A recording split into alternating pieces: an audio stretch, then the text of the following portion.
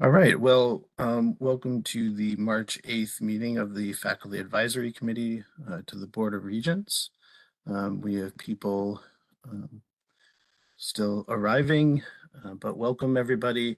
I am sort of respectful of the fact that this is a sunny Friday afternoon, the day before spring break. So again, I want to thank everyone for dedicating this valuable time to our work on this committee.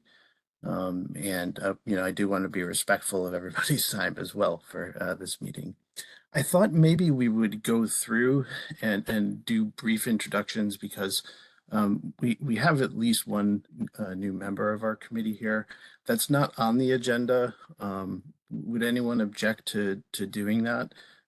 Just sort of going person by person and saying something briefly about where you are and your discipline and that sort of thing. All right, so I'm not hearing any objections. My name is Brendan Cunningham. I'm in the Department of Economics and Finance at Eastern Connecticut State. And I'll just go through the list we have here of attendees. Now, Andre just stepped away, so I think, so I'll come back to him. Oh, there's Andre. Here I am. All right. Want to introduce myself? Is that it? Mm-hmm. Okay, my name is Andre Blashinsky. Let's see, I teach economics at Tunxis. And aside from that, I do a whole bunch of other stuff. All right, Brian.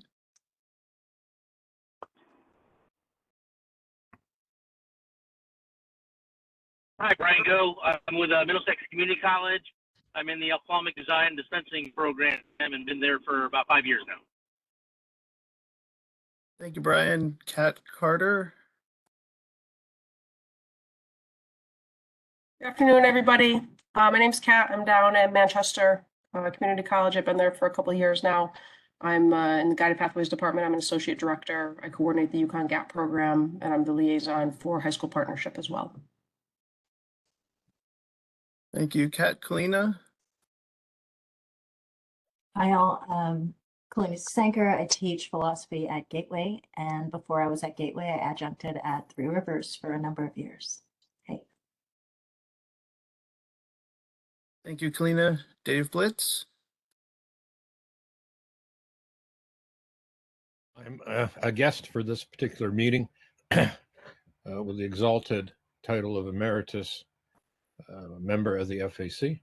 I'm about to retire a faculty member at CCSU, despite the disdain in which I'm held by members of the executive of my own union. And I'll have more to say about that at a later time.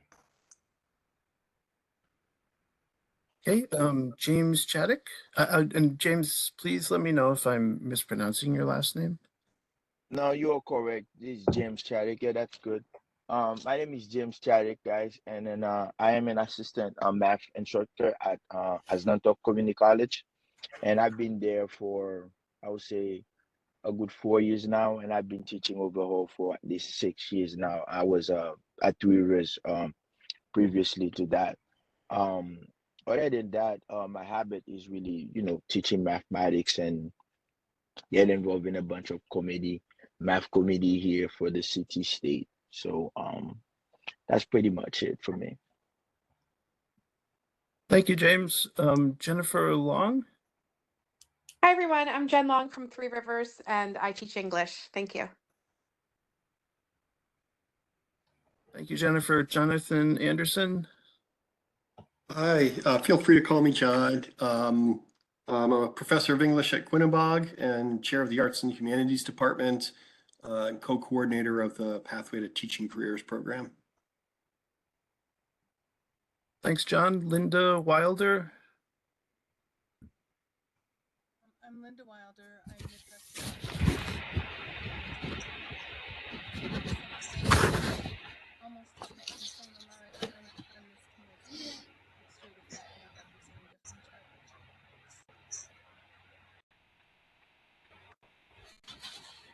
Okay, thank you, Linda. Lois, Amy. Lois Amy, Norwalk Community College, Director of Educational Technology.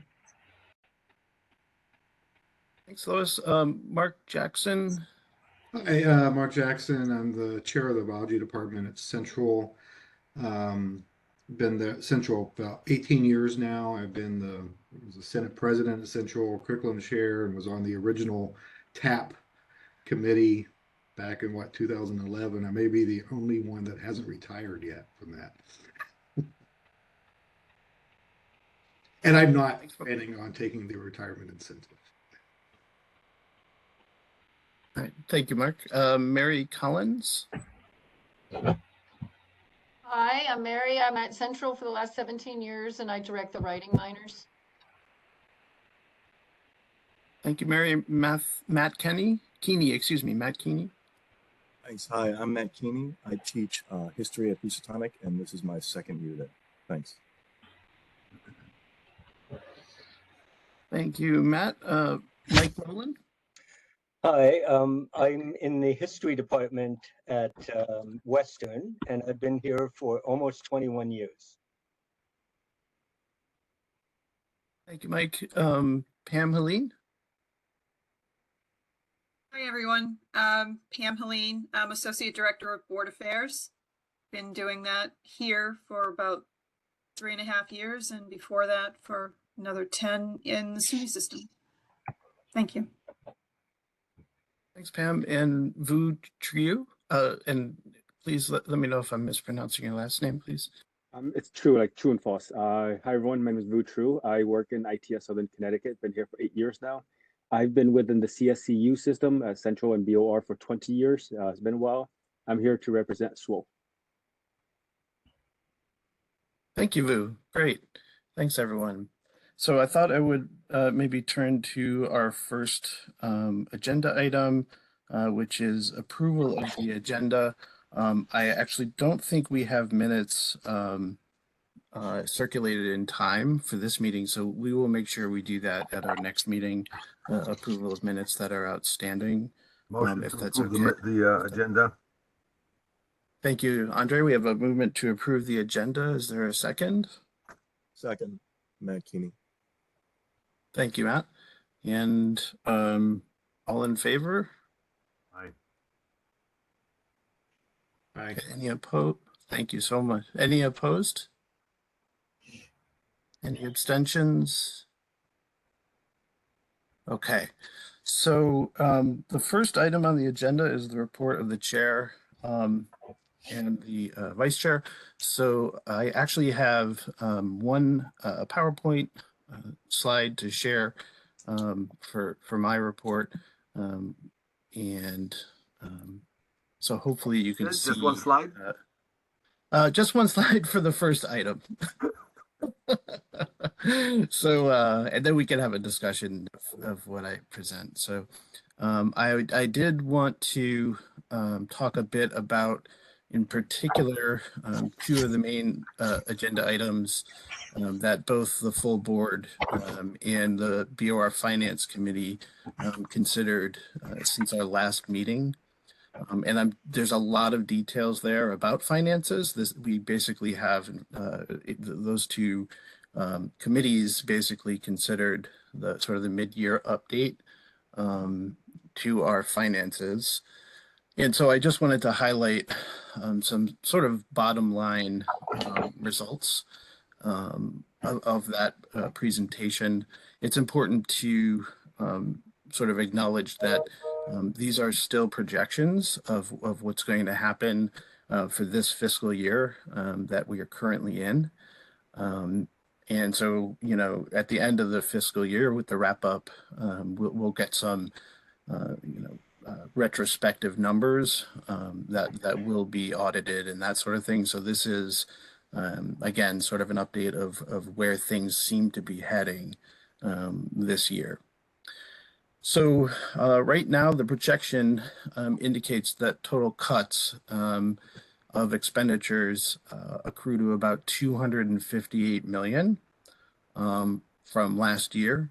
And of course, you know, one way to describe those cuts is that those are expenditures. And but of course, behind those expenditures are services delivered on the ground to our communities, to our students. And so that's the currently the most recent number is around 260 million in cuts from last year to this. If we break that down by sort of key components, at the CSUs, we're talking about 132 million. At CT State, we're talking about 122 million. And at Charter Oak, we're talking about 2.9 million. So one thing this means is that there's a projection of a surplus of 36.4 million for this year. At the start of this year, at the outset of this year, before these cuts were implemented, there was a projection of a loss of 26.7 million. So, that's the turnaround of around 60 million from where we started the year to where we are at the mid-year now. I know there is some debate over whether the sort of baseline introductory number was had accounted for all information when it was introduced. It's perhaps the case that we started this year looking better than that 26.7 million number seemed to suggest at the time, but those are the official report numbers coming, excuse me, out of the system office. So one question is that this may suggest there's been an overcut of 14%. The goal is never quite clear in terms of what we're trying to do with the dollars, but if we're just trying to run a balanced budget, no deficit, no surplus, then if we're ending up with a surplus, that's 14% more of a cut than was necessary in order to run a total balanced budget. And with the way trends tend to work with these things, there may be some reason to believe that the overcut at the end of the fiscal year will be even bigger than that. I circulated my comments to the BOR about the rather sizable dollar amount of the surpluses that have been run post-COVID. Those surpluses are much larger than what we saw pre-COVID. And I've asked the BOR to sort of articulate why there has been that structural shift in cash accumulation. Maybe I didn't ask why, but I did say I never read a policy describing why that approach would be implemented post-COVID. But at the clip they're now projecting of 36.4 million, that's lower than the very high level of cash accumulation we saw post-COVID, but it's still above the pre-COVID amount of surplus that the system accumulated. It's still about 2.6 times the pre-COVID surpluses we've seen in the past. And so one question is, are we sort of squeezing expenditures more than is necessary? And that's a question I think we should probably ponder and people should talk about a fair bit, because it's certainly the case that we have many reports from our campuses and students that they're feeling the impacts of this squeeze. So I will pause there. And actually let me shut off screen sharing, and if people wanted to ask questions or well, actually, let's actually have the report of the vice chair, and then maybe we can talk about both reports. Would that be okay? Sure, and I actually have very little to report today. We had an ASA meeting this morning. Usually I would report out things that have sort of system-wide impact or things that would affect us all structurally, but not much there. Just things continue to buzz along as they should. I will say that there is still a question of who fills the role of provost for the system, and that hasn't been answered. And that's about it for me. I can contribute just one more thing that I learned from that finance meeting that I found interesting and may have a suggestion for it. And it was that we learned that that only contracts in excess of $5 million at the system office are reported to the BOR. And there was some question about whether maybe that should be lower for some categories, etc.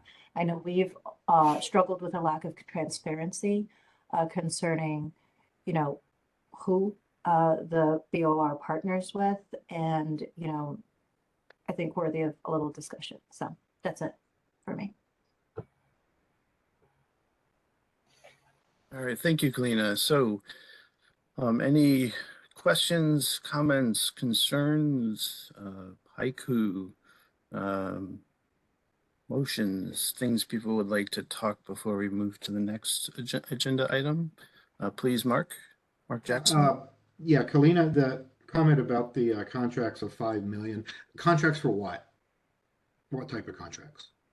I believe just any agreement the system office enters into, any financial agreement that is in excess of 5 million. Those are the only ones that they have to report currently. So that could be And consultants. this came up because BOR members expressed some like concerns and surprise about a particular contractor that we use for credit card processing at some universities, and realized at that point that they really didn't see these contracts. They were concerned that it might have been a bad contract. So they did make a decision to put it out to bid next time it comes up again, to make sure that they are, you know, it's competitive and they're getting something better. But I think that the practice itself might use some revision. Thanks. Dave Blitz. Thanks, Brandon. Excuse me. First of all, I want to congratulate you on assuming the function that I previously had on the Finance Committee. And I did watch the board meeting, I believe. And I want to congratulate you as well for having challenged Lloyd Blanchard on the question of the reserves.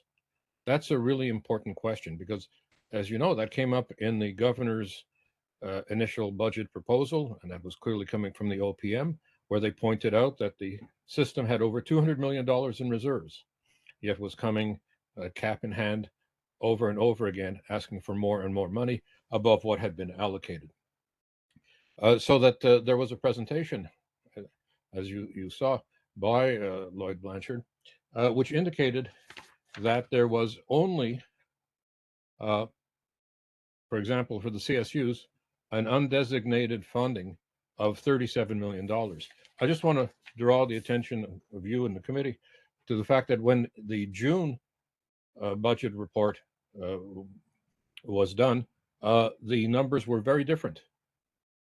In fact, in terms of the total available for operations, which is the UNP per financials minus the designated funds, the answer was not 37 million, was 137 million.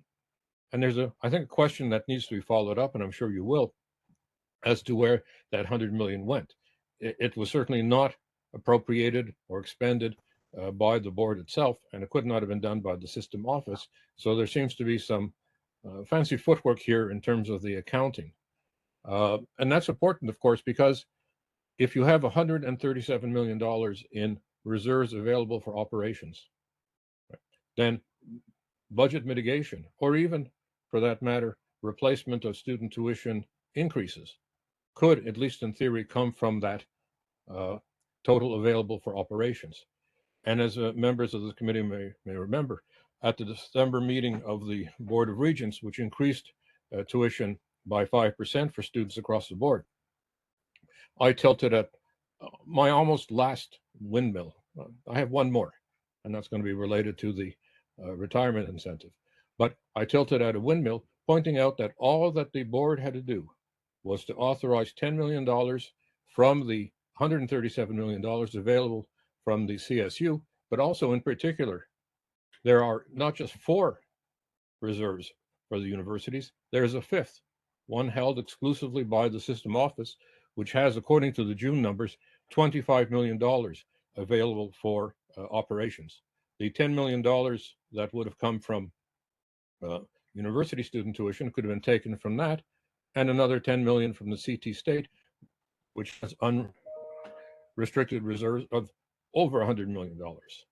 So I think that the reserve question is really an important one. I'm glad, Brendan, that you challenged Blanchard on that. Of course, he gave his version of the facts, and it's very difficult then to respond to that without further examination. I would have done the same as you. I would have just proceeded to the next issue. But that's to say, I hope that you're able to bring it back again, because this is a matter, it affects questions such as tuition increases. It affects the way in which the Office of Policy and Management views the system. It has an impact and on possible increases in funding for FY25. And I'll leave it at that. Thanks, David. Yes, thanks so much. And it is true that that the number I mentioned in my comments was close to just under $500 million. CFO Blanchard confirmed that was the case. The official accounting name for that balance is unrestricted net position, and then of course we heard about how those unrestricted dollars were restricted, which, you know, again, it is in fact the case that when I used to work for the Navy, we would talk about people taking out their crayons and coloring the money a certain color. And it is true that someone might have done that to the unrestricted net position, but at the end of the day, we have the crayons, we can color the money, the unrestricted money, the way we want to. Kalina? Yeah, so I'm going to just channel Lloyd Blanchard here. I'm just going to give you what he said, I believe, earlier this week. So, and you know, he has actually made himself available and offered Brendan and I the opportunity to come and talk with the group. And it seems, you know, perhaps that's appropriate. Let us know. But so I'm just going to say what he said, and I don't know if I looked away and you already said this, Brendan, I apologize. But you know, so of that unrestricted net position of about 450 million, it's between 168 to 170 that he has not, or we have not colored in as a system. So that's the actual what is accounted for as cash reserved or acknowledged as cash reserves, which is 80 to 90 days of operations, which he points out is less than most financial guidelines for the system. So that's the Lloyd Blanchard, I believe that's the kind of answer he gives, and he may have given at that meeting. I just want to offer that since he did volunteer to be here, and I think that would be what we'd say. I think that's right. Yeah, I think that's right. David? Could I channel my anti-Lloyd Blanchard? Which is the following, that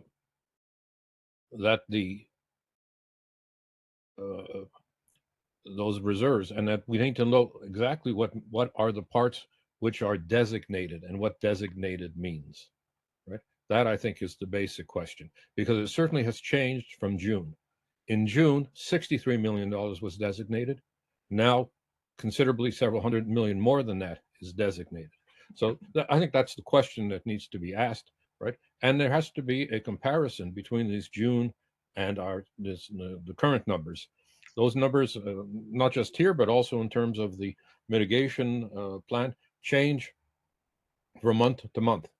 But there should not have been such a significant change in the reserves. And the other issue is not just how the designated reserves are specified, but it's also the question of what is the percentage of the total operating budget of the system that needs to be kept in reserves. And I think it's important to bring up the fact that we're not a financial institution like a bank, which could be worried about a run on its money, right? Because somebody put a negative video up on TikTok. We're not, individuals who may work for an employer who can lay them off from one day to the next. And people say, well, you should have 3 to 6 months of your income so that you can buttress yourself before you go and find another job. So that the funding from the state is a constant, perhaps too constant, not increasing sufficiently, but it's not going to disappear from one month to the next. And so I think that the comparison which the Lloyd Blanchard makes, and which has been made before between us and a financial institution or what you need to keep in your personal bank account, is inappropriate for a state institution of higher education. So we need to mention that as well. Right. So one thing I didn't necessarily use this analogy in my comments, but I think there's sort of guidelines and rules of thumb for how much of this liquidity is necessary for an institution. Nobody wants to find that they won't receive a paycheck because your institution ran out of cash. So we all agree with that. There's rules of thumb for handling that, and you want to keep a rainy day fund on hand. But we did just go through a monsoon, which was COVID, and we know revealed from that episode how much liquidity was required, and it was $14 million for the whole thing. And they're carrying a cash balance of $500 million. And so are we, I don't know what kind of rainy day we're preparing for. We just had the monsoon. And so to kind of echo David's remarks, we do need to continue to ask these questions because the reserves accumulation structural break has not been explained or justified anywhere. I would like to share that this is a thread I will pull going forward. It's going to lead to an organization called CHIFA, the Connecticut Higher Health and Education Facility Authority, which issues bonds on our behalf. We will follow up on this topic. All right, so are there more questions?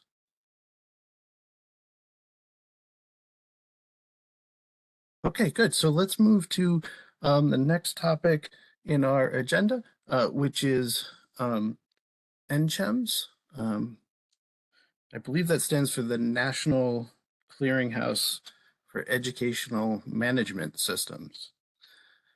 Kalina and I met with NCHEMS. I'd like to thank the system office for inviting us to that meeting. It was sort of a get to know you type discussion where we came to understand a little bit more about their current engagement with our campuses, and they came to learn a little bit more about sort of things we've observed over our years on the FAC. So as I mentioned, they will be visiting our campuses this March, towards the end of this March. I believe the tentative plan is to have them visit all 4 CSUs and a sampling of the CT State campuses. They will meet with so-called stakeholders on those campuses and try to gather information about what is happening. We did have, I'm sorry, thank you, Kalina, the week of April 8th. We did have, where we were able to obtain the scope of work from them only about a day or two ago, and I do plan to email that scope of work to the entire committee. I'm trying to consolidate and limit the number of emails I send. But that scope of work will come to you, and it delineates the plan for this project, assessing our campuses and that sort of thing. Their plan is to deliver their report in October. And NCHEMS has been here before. They were last year, I believe, to look at Western and developments at Western. They wrote a report about Western. And so some sort of report will be forthcoming from them in the near term. Officially in the scope of work, they've been hired by the Office of Policy and Management, although I do believe there has been some coordination with the system office on this project. It was a little bit of a surprise that this study was happening because OPM put out an RFP last semester, which was canceled. And then all of a sudden this study was happening anyway. So we were able to obtain a little more information about how that came about. I believe that the first round of applications in response to the RFP weren't going to quite meet the need, supposedly. So, Kalina, did you want to share your thoughts from that meeting? I don't know about my thoughts, but I will just, I think add that they did make clear two things, that they had a standing agreement with the system office already and do, consistent work for the system office, that this and insisted on this bit. They were not involved in the decision to consolidate. That was not necessarily the recommendation that came from them, but they did weigh in on how to manage, because I think a lot of us remember them also from things on consolidation. I know that they've done like a huge data request that we're hoping to hear a lot from. I would also say that they are already going to be attempting to talk with people from unions, from governance and students when they are on campus on that week of April 8th. But I think we really wanted to encourage them to reach out to have some participation from a range of people in how those representatives are selected. I know a lot of times it's just the administration, but I think we should be weighing in with our administration about, folks that we think that we can put forward also, so they get a very diverse range of voices. And I'm trying to think of what else there is. I do know that if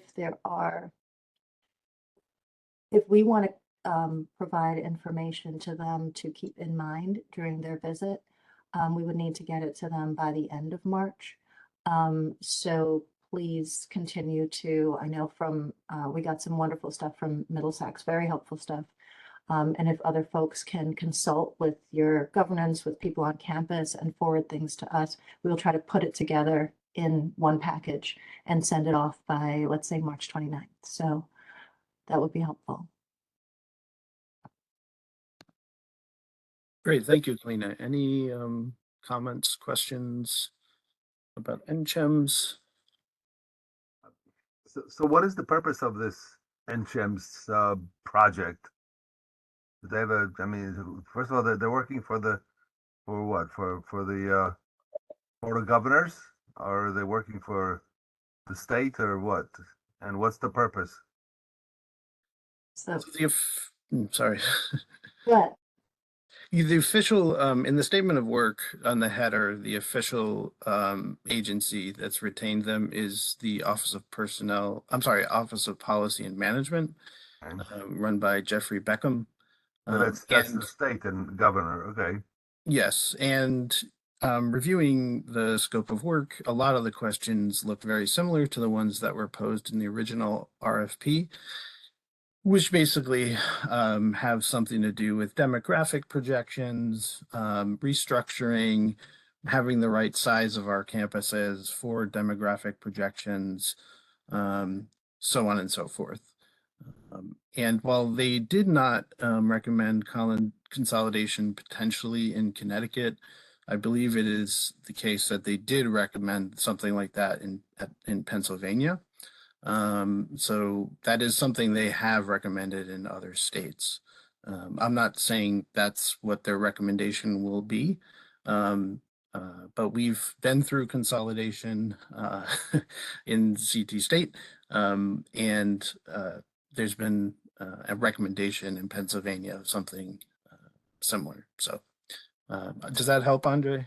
Not really, because I still don't understand the purpose. Are they here to ratify what they did already or what has been done, or are they here to find out something that could be done better? Are they here to evaluate how messed up it is? What's the purpose? I mean, are they looking just simply for excuses to close down campuses? And I mean, I don't know. I mean, I don't get. I mean, what's the real charge here?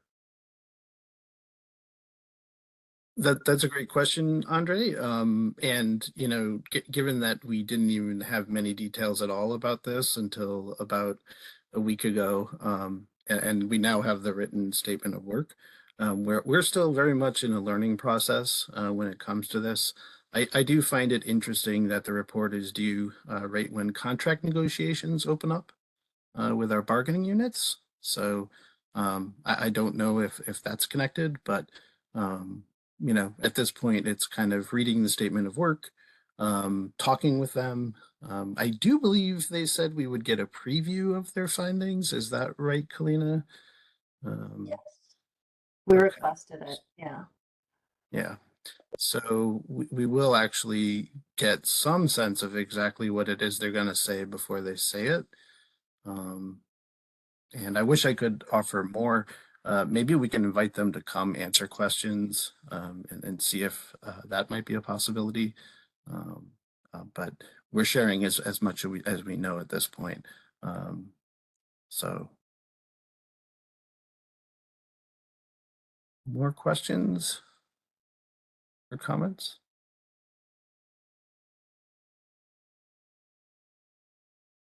Okay.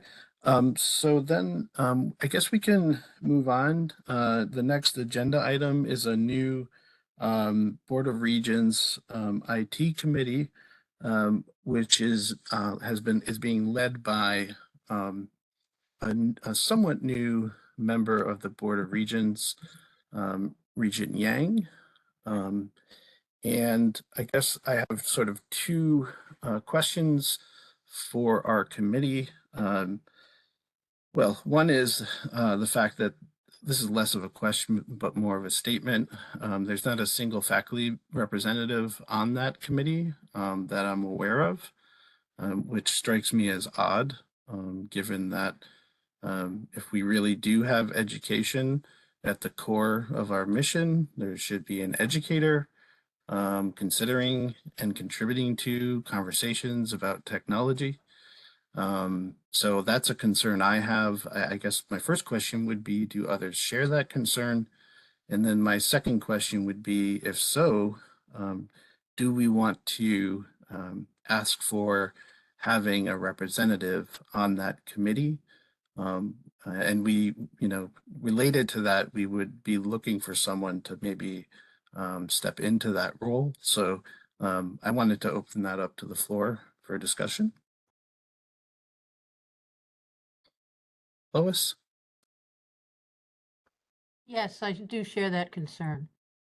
Right now, I just got an email the other day saying that they've got a small, I have been chosen to be a small group of pilot users for a CT State Active Directory migration project. They're going to be changing all of our email addresses to ctstate.edu. And this will impact a huge number of things.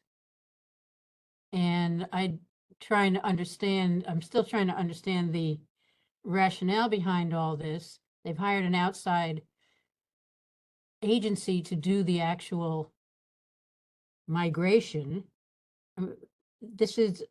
We've had these email addresses for how many years, and they're connected to how many different things? And how is this going to break everything? And there's been no discussion. I just get an email Wednesday morning saying you've been added to a small group of pilot users, and who said that I wanted to be on this small group of pilot users? I absolutely do think we need somebody, and I think that the Board of Regents should have been made aware of it. Not that I have a hell of a lot of respect for the Board of Regents, frankly, but this to be thrown at us in the midst of everything else, this is going to be a huge disaster. Get another one. Lois, do you know, I had heard that emails were going to be changing over in mid-April. Do you know if that's still true? The email that I got Semester, says, oh, hold on, it goes on for 2 pages.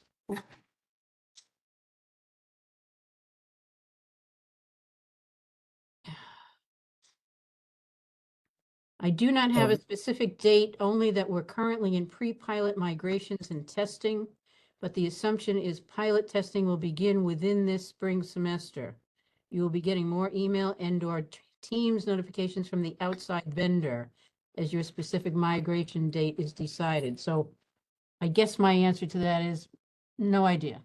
Okay, yeah, thank you. I had heard at Manchester through our director of IT that the projected dates for that was going to be mid-April, even though everyone in IT had said that is in the middle of registration season for fall. Exactly. It's insane. With everything else going on, why can't this be pushed till June, July? It's insane. And- Remember, Right. remember a It's year or so bananas. ago when we had the disaster in December with IT? Yep. And they weren't even doing a project like this. Right. So, yeah, and again, it's just, it's the continuation of we're expressing our thoughts and we're not being heard, right? So, We weren't even asked. I just Yeah. got this email Wednesday morning saying, hey, you're going to be part of this thing. right. Good luck with that. I will try to bring that message forward about the timing of this, because like you, I thought exactly the same thing. There are lulls in the academic cycle. Number one, primarily, why does this have to be done at all? Why can't Exactly. we retain the email addresses we've got? Instead of going through this is going to be, even if they do it over the summer, whenever they do it, it's going to be a disaster. But now that they've chosen doing it in the middle of a semester, it's going to be a bigger disaster, but it's going to be a disaster no matter when they do it. And we had asked IT, our old emails, will they, remember how for a while, because I was Yes, at they were Aslan at, no, the NCC, like for Norwalk, we had ncc.comnet.edu and it Yep. got changed to norwalk.edu. That norwalk.edu was an alias. Right, wasn't- yep, It connected to the ncc.comnet. So I can use either one of those email addresses and they work. This is right. not going to happen with this one. That's exactly what we had asked, is will we have the aliases like we had here? It is Before I not, was at I MCC. can read you, they're saying your email, you will receive a new email address. This will match your new CT State username. While the migration project is ongoing, your existing email addresses will still function. However, it's important after migration to start using your new email address, as the current email addresses will eventually be discontinued. You will want to update your email address with any external vendors, contacts, friends, etc. Any external services that you use. Your current email should also be updated. So this is going to be a royal disaster. Yeah, and as silly as it sounds, I was at Asnuntuck for 6 years before Manchester. I had business cards within a week of starting at Asnuntuck. It took almost a year and a half for me to get business cards at Manchester, and now all of those cards, all the printing, the money that goes into that, they're just gone. So it just Nobody's going to seems, know your email address either. yeah, right. So seems very silly. I think I saw Andre had his hand up next. maybe? Yeah, it seems to me that the only reason for doing it is to make damn sure that everybody stops even dreaming about going back to independence. Because if we were to now become, if this thing was to be decentralized, well, now we can't do it anymore. It also appears to me that we will not, and I don't know how they're going to set it up so that we could, but we were able to send emails to faculty, staff, and students only to Norwalk. They changed this and we're all ctstate.edu. We're going to lose that. Yeah, a clarifying question there, and Colleen is next, I think. But one thing they could potentially do, and I don't even know if this addresses anything, but they could put sort of like norwalk.ctstate.edu. I have no idea if they plan No, to do that. they're telling me what it's going to be, ctstate.edu. Yeah, it's gonna Yeah. be ctstate.edu. Okay, I'm sorry. Go ahead, Kalina. Sorry. Yeah, just speaking to the need for faculty representation. I mean, I know that they covered this at the CT State Senate meeting, though I don't know how many people have access to that, but there is a video. Maybe there's an update to this in terms of timing, because the timing just seems ridiculous. It appears to me that as a new institution, we have many issues that people are struggling with day to day, that are technology related, where people's, your job could be, it takes 10 times longer because this system isn't working, or we were promised the premium version of this and it doesn't, and we don't have access. I think Guided Pathways advisors in particular are struggling with this all day, every day. And for this to be the priority in terms of IT, I mean, there are just so many other things that would help us get along as opposed to introduce yet another complication. I find that baffling. I hope it's being addressed somewhere, but it's my impression that it is not. So. Thanks, Kalina. Thank you. Jennifer, did you have your hand up? Hi, can you guys hear me okay? Yes. Oh, sorry. I just wanted to echo what everyone else was saying. I think these are amazing points. Lois, I'm sorry you got put on that committee because I was sent an email asking if I wanted to serve on it, and I didn't. So I don't understand how you just got roped into that. But I thought there was a mechanism for us to forward from one email to the next. So I don't understand why we can't kind of retain the old one connected to the new one. It seems like that should be possible for previous correspondence, but this is going to be a nightmare. I agree with everything Kalina said, and it's just beyond frustrating. And the other thing is my dean asked us to give feedback about different things that are happening with technology, and I sent that, didn't get a response, and I don't sort of know what the chain of command is. So I just wanted to just share in my frustration with everyone that this is insane, and I'm sorry it's happening, and I think it's going to be a nightmare. So, but anyway, I'm sorry this happened to you, Lois. Can I just want to clarify, Jen, that they took away our ability to forward emails a while ago. To forward to a different address. Okay, James had his hand up too. James? Yeah, I was gonna ask Louis. So probably all of you can respond because I heard this with the talk in my campus too. But the question is, since it's like a pilot, it's not gonna be like imposed on everybody because I didn't receive the email, but I heard about it. I just heard about it. I just didn't formally get an email. So I'm just was wondering, is it like they select like a group of people to just run it through to see how it's gonna work, and then after that blast it on everybody? You think Yes. okay, so something like that, yeah. Yeah, this is bad. Okay, thank you. All right. So based upon what I'm hearing, we do want a representative on this committee. Because I think that would be a really valuable way to put these issues on the table at the BOR level, and so they don't get sort of stuck somewhere in this communication chain. So James, you had your hand again? Yeah, I'm sorry. This is just insane. I'm just visioning the domino effect in my head. It's like a sequence of domino effect with this email. I just can't stop thinking about it.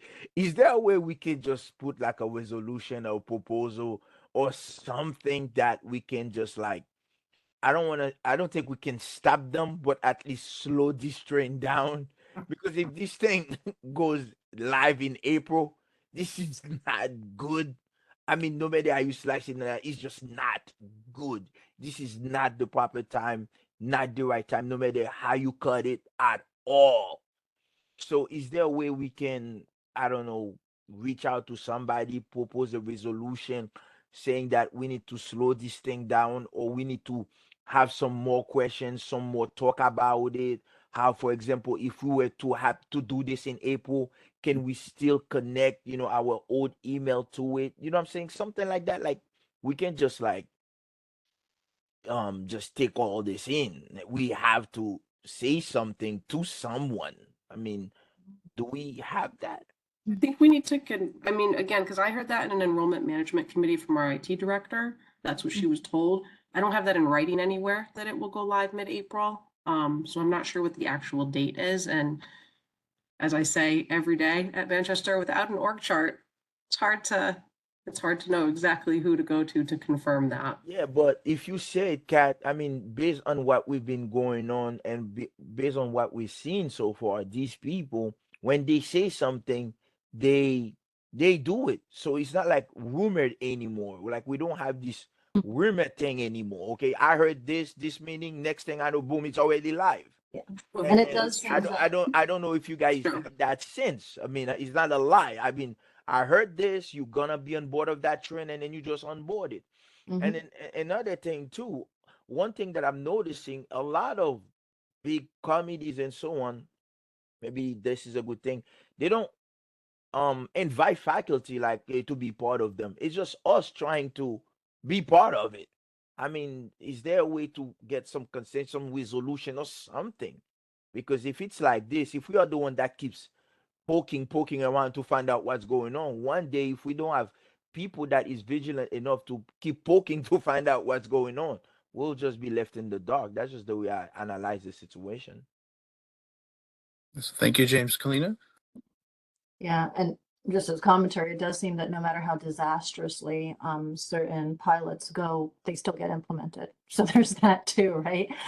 Um, so as far as a resolution, I think you're right, James, that there might be room for that, but I think it's premature with the level of information that we have right now. I know that it was brought up officially at CT State Senate, but I was multitasking. I was in 2 meetings at once when that came up, and so we can review what the official word is. We can get in touch with CT State Senate.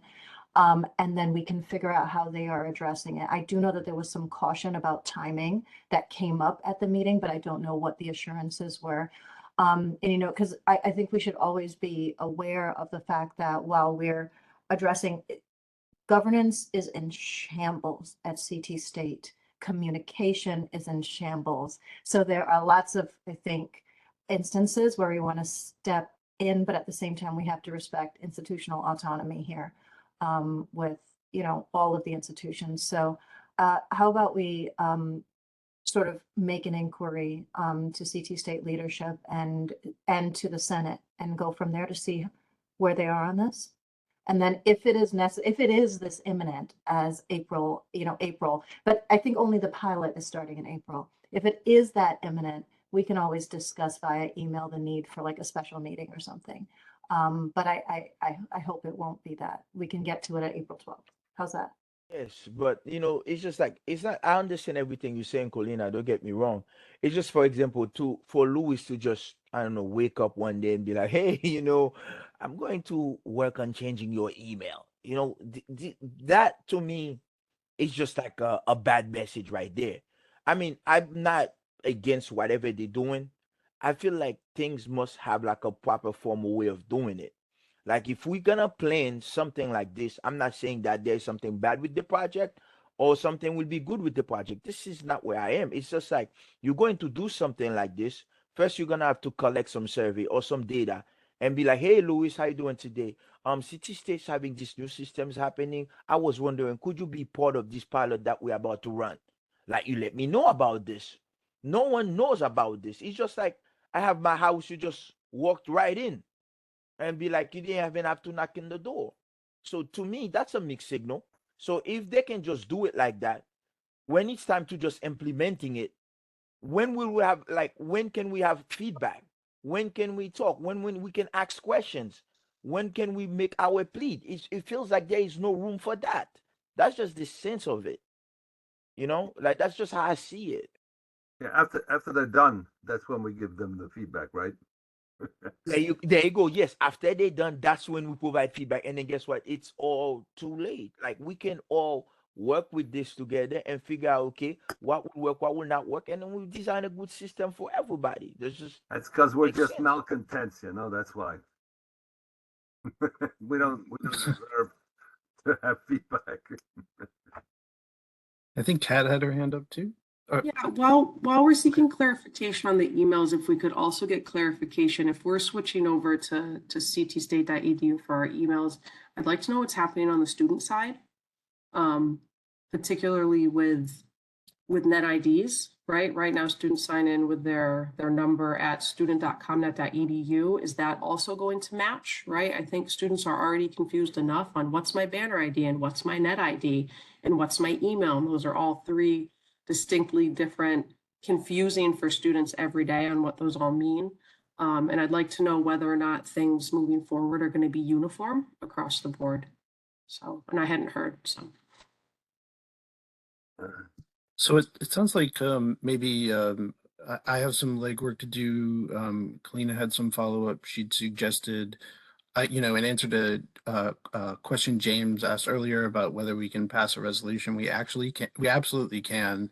Every member here, can make a motion, and with a second, we vote. And resolutions like that, do get passed and have gotten passed. It's helpful to have the language of a resolution roughly in place. And developing one of those on the fly can be a little tricky in a meeting. But like Kalina said, we can call a special meeting of this committee for that sole purpose if we need to, based upon the timing. And in the meanwhile, it's likely the case that that IT committee will meet again somewhat soon if they're meeting monthly. And if we have a member there, that member could potentially place some of these issues on the table. Pam has her hand up. Thank you. The new charter for the Technology Committee of the board is posted on the board webpage. And that might be helpful for you to understand the scope of their responsibilities and what they're going to be able to do and not be able to do in terms of their interaction with System Office IT staff. And they will be meeting during the months that the board is in session. So, and their calendar is also posted online. So if you need any assistance in making those connections, just let me know. Thank you, Pam. Thanks so much. Lois has her hand up. I just want to clarify a little bit, Kat, what they're saying, what this impacts in this email. And it says, one, your existing CT state username currently called your net ID, a new username will be given to you. Your email address and new email address will be issued alongside your existing ones, and you won't be able to use your existing ones later. Any service you've been using your net ID to access. The majority of services will require your new username, but there may be one or two remaining where you will need to use your current net ID to sign in. Yep. Sorry, Louis. I'm sorry. Yep. Kalina has her hand too. Kalina? I just want to say, I think it is underappreciated what happens to an institution where every single one of your employees is brand new, doesn't know the processes, doesn't know how to sign in, so much time is wasted just learning. What do I do again? Whereas we used to have, veteran faculty and staff who knew how to get around. There's no one to ask either. And we don't know where it's unbelievable how much more time consuming being employed in this place has become. Yeah, but it's all obvious and easy and simple for the people that are doing it. They're designing the thing. Because it's bureaucratic convenience that rules here. But they're designing it badly. My biggest question I want to ask one of them for sure, and I'm probably gonna ask it at some point. I don't know whether it's Maduko or Chancellor Chang, I think his name is. Yeah, that's his name. Before they come up with all of these projects, what is the rationale, the basis, they're thinking, or on what recommendation do they even come up with these projects? Like, I can understand if institution is like, oh, this email is not working, we're having problem with this, everybody's sending this complaint. Okay, well, I'm gonna step in because I'm governing and be like, okay, we're gonna do something about it. Do they just wake up one day and be like, well, we know what, we're just gonna change this because we want to change it? It's just, I really don't see the rationale, the basis on how do they come up with these projects. Like, anybody, I know you guys are veterans, me, I'm brand new, I really don't know. Like, I'm just I have questions just how things are being done above. Like sometimes I feel like there is no sense to it. It makes perfect sense to them. They rule, and we don't matter. Don't you get it? I think I'm getting it Lois, now. did you ever? Oh, Yeah, sorry. yeah, I just on James, I just want to say that for the last 7+ years, they have never thought about the ramifications of anything they do. Nothing at all. They do it, they wake up, you're right, they wake up in the morning and say, oh, well, I think we need to change everybody's email address to CT State so that we can look like because we're CT State. And we're not going to fix the issue at Manchester where they can't get Wi-Fi in certain areas. They're not going to fix issues at Norwalk where we need some newer equipment for IT equipment or whatever. They're not going to fix those. It's more important to do this email thing because we're CT State. There's no thought behind anything, James. They never think about intended or unintended consequences. Never.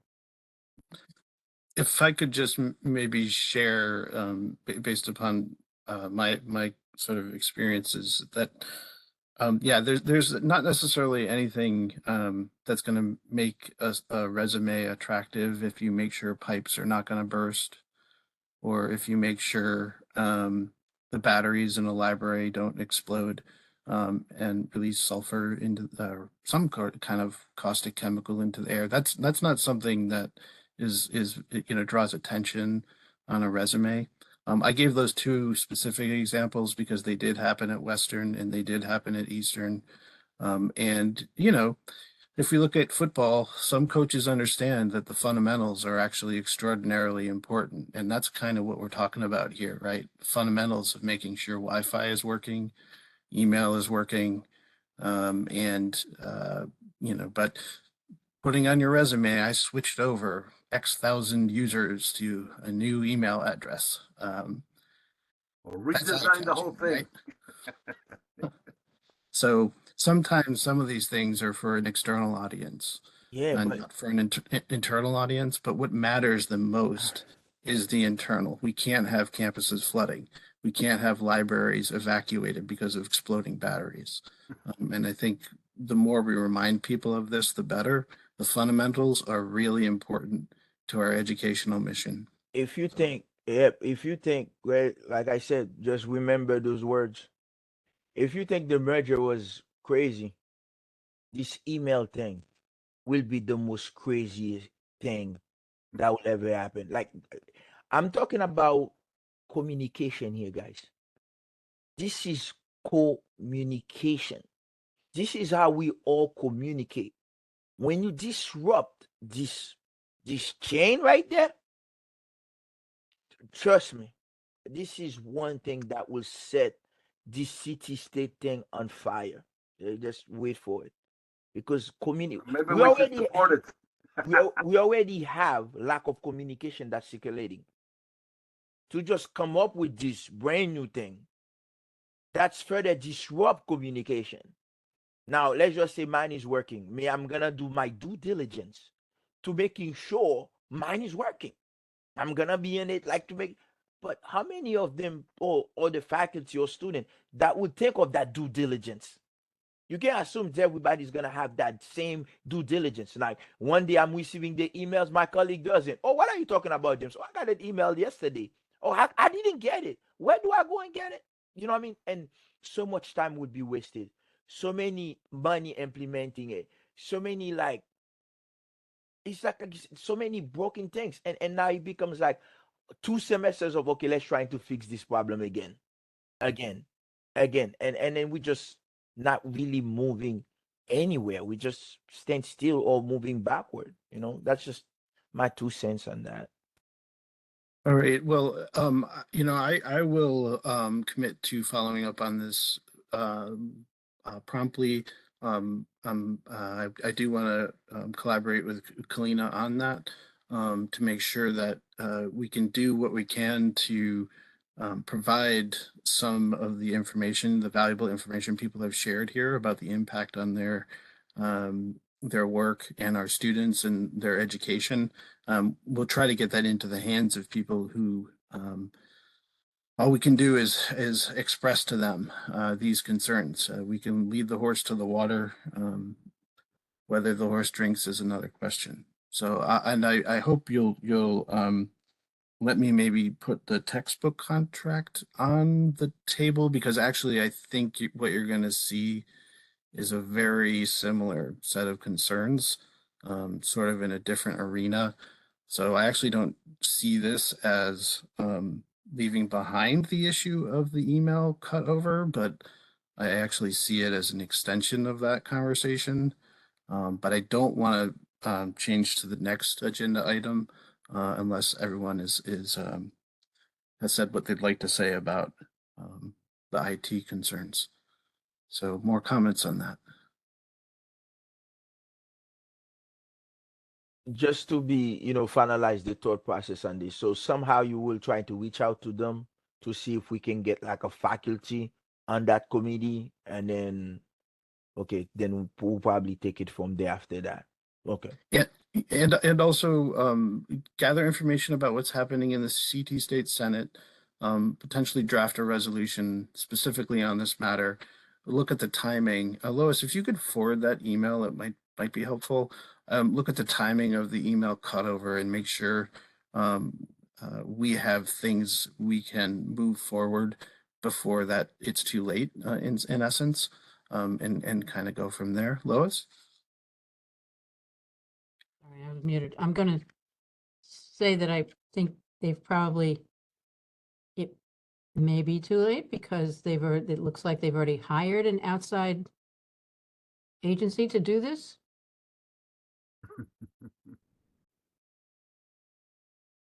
I will forward Okay, yeah. this, but Thank you, Lois. Thank you. it looks like a done deal as far as I'm concerned. Lena?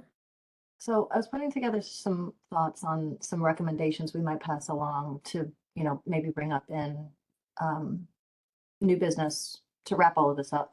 And so, but here's a thought. So it's been established that we have, co-chairs. One of us is on ASA, one of us is on finance. As far as any potential recommendation about our participation on the IT committee, does seem as if perhaps it might be beneficial for us to have a selection process from among us, because it would be wonderful to be able to find someone with the right kind of background and expertise for a committee like this. Is this the kind of thing that we're thinking about? Yeah, I think so. I was hoping we might have some nominees or volunteers. Not necessarily. I didn't want to put anyone on the spot in this meeting because people should take a look at that charter, the schedule of the meetings, and make sure it's going to be feasible for them, and maybe have conversations outside the meeting of, hey, this works with my class schedule, it doesn't. And then, it's starting to sound like we need an IT special meeting to potentially elect someone to represent us on the committee if the board will allow that. Right. And also talk about this email cutover issue and maybe get a resolution passed. What do you think, Kalina? I think so. I think we can make that recommendation as a body. Just wondering what it's not just anybody, but we'd like to select the person as opposed to just one of the chairs taking on yet another role. And then I put the link to the charter in the chat for anyone who just wants to take a look. Okay, cool. All right, so I think we have a tentative plan there for going forward, that we'll have more communication about this specific technology issue before our next meeting, and look at maybe trying to schedule a special meeting to look at this specifically. If I don't see hands to continue the discussion of IT, I would like to move to the textbook contract agenda item. And I do have some slides on this because I think there are aspects to this topic that are maybe a little bit visual in some sense. So let me share my slides one more time here. Okay, so what is this textbook issue? I think for a lot of people, textbooks in class involve going to a bookstore and looking and finding your classes and buying the books, or maybe doing an online purchase. I think there's been some challenges there for traditional textbook models because students are increasingly finding other ways to get textbooks outside of the traditional textbook model. And also, faculty have actually been increasingly adopting open educational resources, which are free, essentially free textbooks. Not because they were downloaded or from a piracy site or anything like that, but because they actually were designated free by the authors. Recently, we learned that back in April, there was an RFP for a new type of textbook arrangement on the CSUs and for Charter Oak. And so again, this is another situation in which we faculty are months behind in our learning about something which is directly connected to our classrooms, right? Textbooks. And yet the RFP went out in April for this new textbook policy, and we're only talking about it now, almost a year later.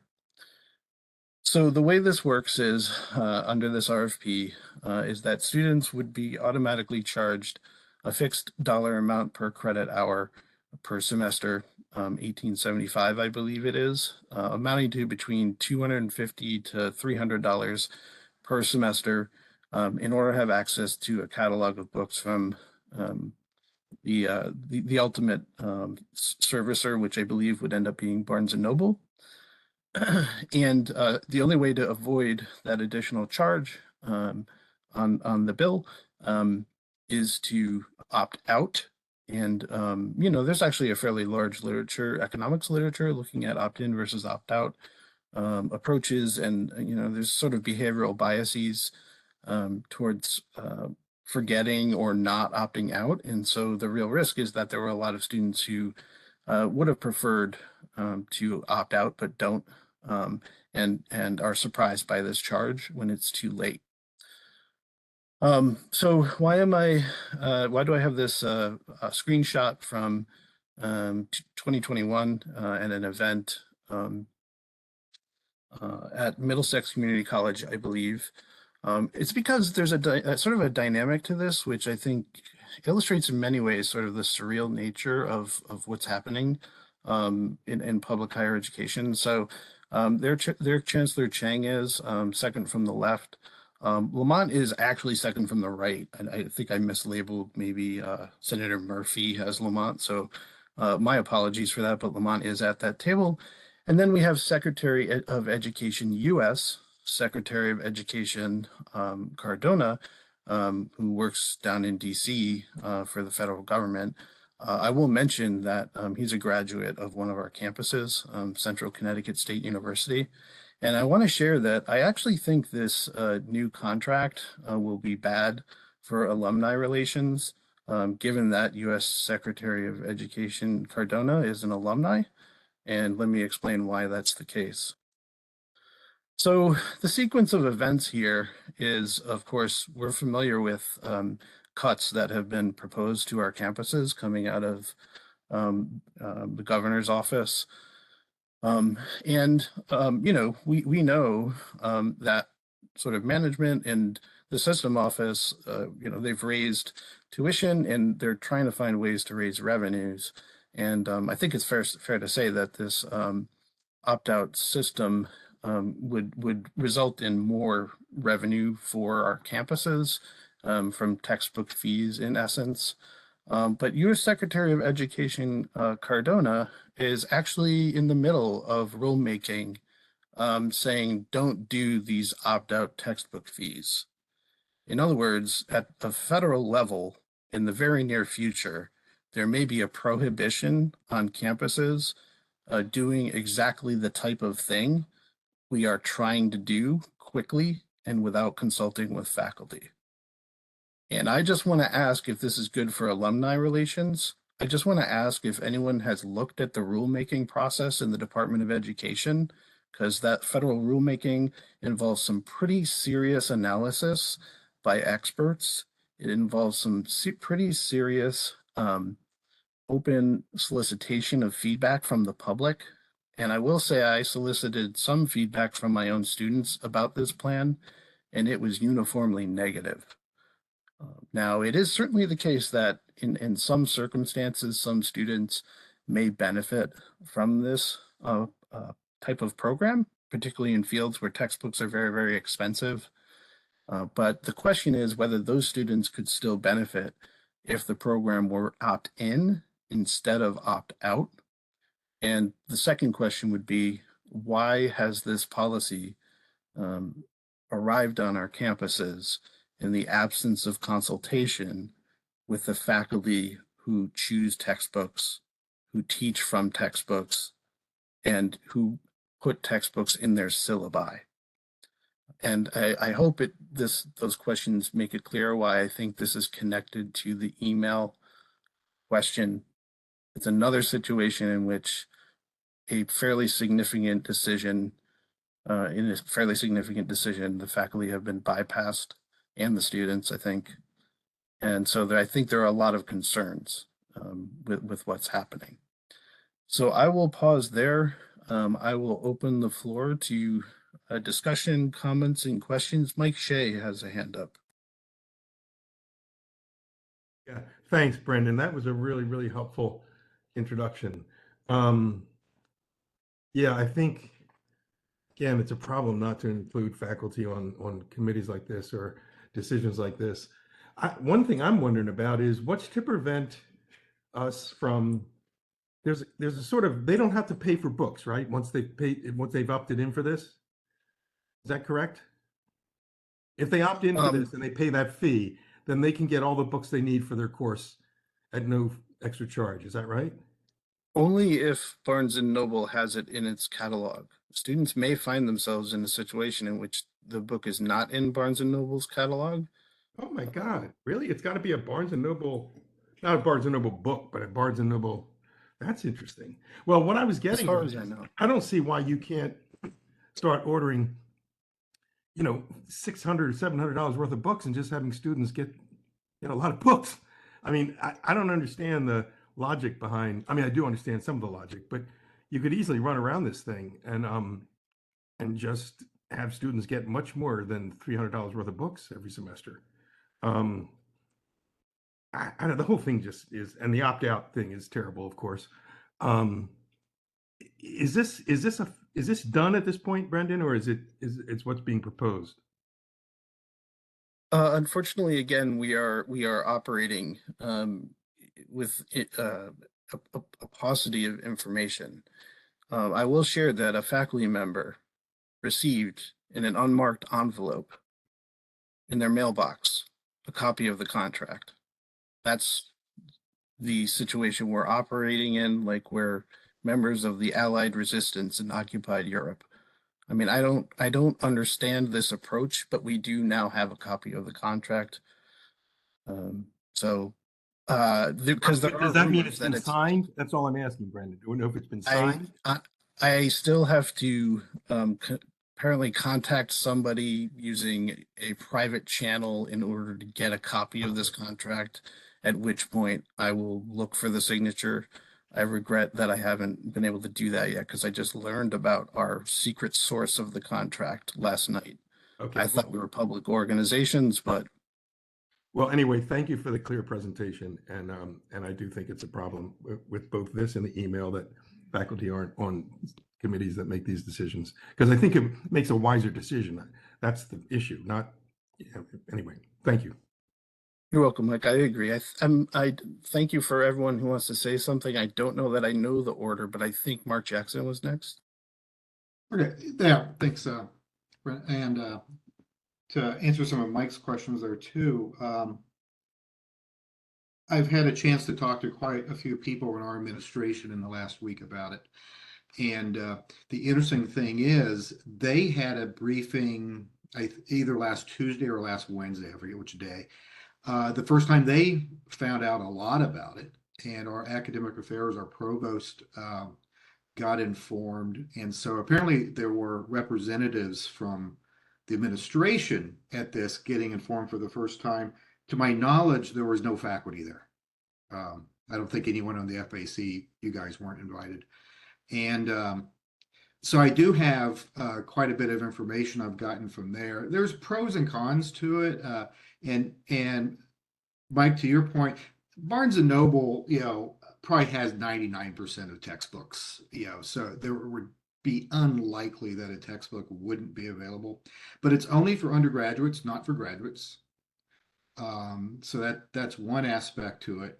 But I'd also say that I talked to our university president, President Toro, about it, and she didn't know about this until I told her. So the university presidents don't even know about this, and they still weren't even invited to the meeting last week. It was only provost that were invited and people in academic affairs. So, it's being hidden from a lot of people. But I would also, from what I understand, one thing that's happened is that the system, so as far as bookstores, our president was telling me that our campus no longer has the contract for Barnes and Nobles, that it's the system office has the Barnes and Noble contract. And from what I heard was some of the colleges in the system were already using this process. And I don't know who that is. Maybe someone here knows that. And that because of that, when they were negotiating a new contract that was going to cover the entire system, Barnes and Noble said, well, it's either got to be either or. It's either none or all. But again, it's not really a new process. It's actually been around since 2015. It was in the Obama administration when this process kind of started. And of course, UConn's been doing it since last spring. I think we already had talked about that in some of our emails. But it just kind of, I want to ask the question of this group, if that's true that the bookstore contracts have all moved to the system office. And if that's true, if one of the purposes of the system is to provide bulk purchasing power, would this actually be an example of a bulk purchasing power that the system could actually provide to us? So I'm not sure about, your statement, Brandon, about it bringing income to the university, because it's a contract with a bookstore, with Barnes and Noble. So this money would not be going to our state coffers, it'd be going to Barnes and Noble's coffers, wouldn't it? My understanding is that at the end of the agreement, there's a donation payment from Barnes and Noble to the system office and or the campuses. So, and that is an important question. What is the revenue share agreement, if there is one? And everything, all the topics you've raised, Mark, are important topics. I agree. I think the next one was from Mike Nolan, maybe. Mike, sorry, I think you're muted there. Thanks. A lot of my colleagues are rather upset about this. And speaking from experience, I actually worked in a college bookstore for a couple of years. And I saw the way that they gouged prices and pretty much cornered the market. It just strikes me as very retrograde to require students to use the university or college bookstore when there are so many other sources that are available, alternative sources. And I understand, the classic example is nursing. So nursing textbooks are very, very expensive. And I've seen students get very upset when they have to buy a nursing textbook that cost $200. But in my own department and a lot of other departments, we've very intentionally cut back the number of books that we order. We try to order books that are not so expensive. We put books on reserve in the library. So we work around that. So I don't see any real savings coming out of this or any real purpose behind it, other than to effectively subsidize Barnes and Noble, and that's not our job. Thanks, Mike. Yeah, I've been trying to think about other industries that this reminds me of, and honestly, a very similar industry I think would be like the cable television subscription industry, right? Where like you have to have every single channel, and even if you don't want it. And I will say that that kind of bundling is wildly unpopular with people. I think cable television is one of the least popular industries out there, but That would make universities like ESPN. Okay, I think Colina was maybe next with her hand up. Well, I'm going to ask, if you knew where this originated, but clearly that's not clear, but it must be from the system office if institution presidents don't even know about it. Interesting. Again, I raise the question of where is our provost? So maybe we've got to reach out and ask about like who makes these decisions and how. My other question is just, is there like a prorating thing for part-timers?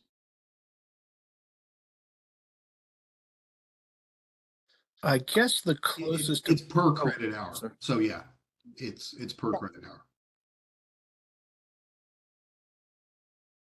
Okay, Jen Long, I think, had her hand up next. Yes, thank you. I just wanted to make the point that I use OER for my classes, so I don't know how students would know in advance if their instructors don't even include a textbook. Maybe that was mentioned, but I didn't hear it. And also to use the example of the nursing program at my college, since nursing was used as a textbook example, they work with publishers to customize the online tools that accompany the book, and then the students buy the bundle. So once you've customized a product, they're not going to have it at a place like Barnes and Noble. So I think there's going to be a real bait and switch for students here in the event that someone's used customizable publisher tools and in the event that the instructor is using OER. I just wanted to add that into the discussion. Thank you, Jen. Thank you. Andre, I think you were next. Yeah, I'd like to know who got the kickback. Because I'm sorry, I don't see this as a good deal for students. I mean, we have a lot of courses that don't have textbooks or they're using, free stuff. My courses are that way. And let's say a student has just one course that he's got to buy books for. He's going to have to pay the full load because he's got 15 credits, right? And so he's going to pay $200 for a $70 book. Thank you very much. He can't opt out because then whatever. It's insane. And on top of that, I think it's actually illegal because it smacks of what? Tie-in contracts, which is a violation of antitrust law, isn't it? But once again, I'd like to know who got the kickback because I think this sounds criminal. And I would maybe share that is Andre sort of speculating out loud about the situation based upon prior recent experience. Okay, Mike Shea, did you have your hand up again? Yes, I did. I first of all, I want to say it's not corporate, it's just criminal, which, it's not criminal, it's just corporate. I mean, that's how corporate practices work, and they do feel like they're ripoffs all the time. But the other thing I wanted to say is that one of the problems is the bookstores don't, I'm sure you all run into this too. I find that the problem is that they don't have the books at the beginning of the semester, especially the one you're using. Again, there's just so many different disciplines that, we don't use textbooks in English departments, right? Generally, we just have them buy lots of books, right? And they read them. And if you're done with the book in the first 2 weeks and they don't have the book on the bookshelves, it's all pointless. So, unless there's some way to hold the And also, I can't imagine there won't be shipping fees. So I don't know. The whole thing just feels, I'm not sure all the I's are dotted and T's are crossed in terms of how helpful this will be, even in its best form, for the students. And my bigger concern is that I mean, it's understandable that the bookstores have a problem because they've got hundreds of courses they've got to get books for and everything. And I understand they don't want to overbuy books and have to return them. But they're going to be doing everything on their side to save money, and that really inhibits the students, I think. So I find that some students do a lot better when they order the books on Amazon. They get it faster. So I don't know what. I just think we're not thinking about all the different constituencies, that the different departments and the different types of readings and textbooks and books people use. If this was all just chemistry textbooks, science textbooks, then I could sort of see having a policy that works like this. But I don't think it works for a lot, like Jen gave the example of her example. It doesn't work for that. So again, they don't. I think it would help if we had faculty on these committees helping them to think about, it's not just $300 textbook we're talking about. So anyway, thank you for calling me again. Sure. Thank you so much, Mike. Thanks. And James Chaddock, I think, is next. Yeah, one thing I can tell you, if this thing goes viral, it's gonna drop the city state into the math curriculum, because I would say 90% of our course, it's like using some sort of like modality software. So like how they gonna get it in bonds and whatever bonds you have, I forgot the other thing. And then how they gonna get the books there, and then they're gonna get the software there to do the homework. While in the software, I put the homework in there for them, and they got the books there. For example, the stats that I'm teaching, they can literally get the books and the software for $78.99. So I mean, like I said, this thing is just gonna burst, no matter how you slice it and dice it. Even like the teachers or like the professors doesn't do anything, but I'm pretty sure the student will definitely revolt against this for sure, because it's not gonna work there with the math. With the math chemistry, I already know it's not gonna work for sure. Okay, thank you, James. And Mark Jackson, I think, had his hand.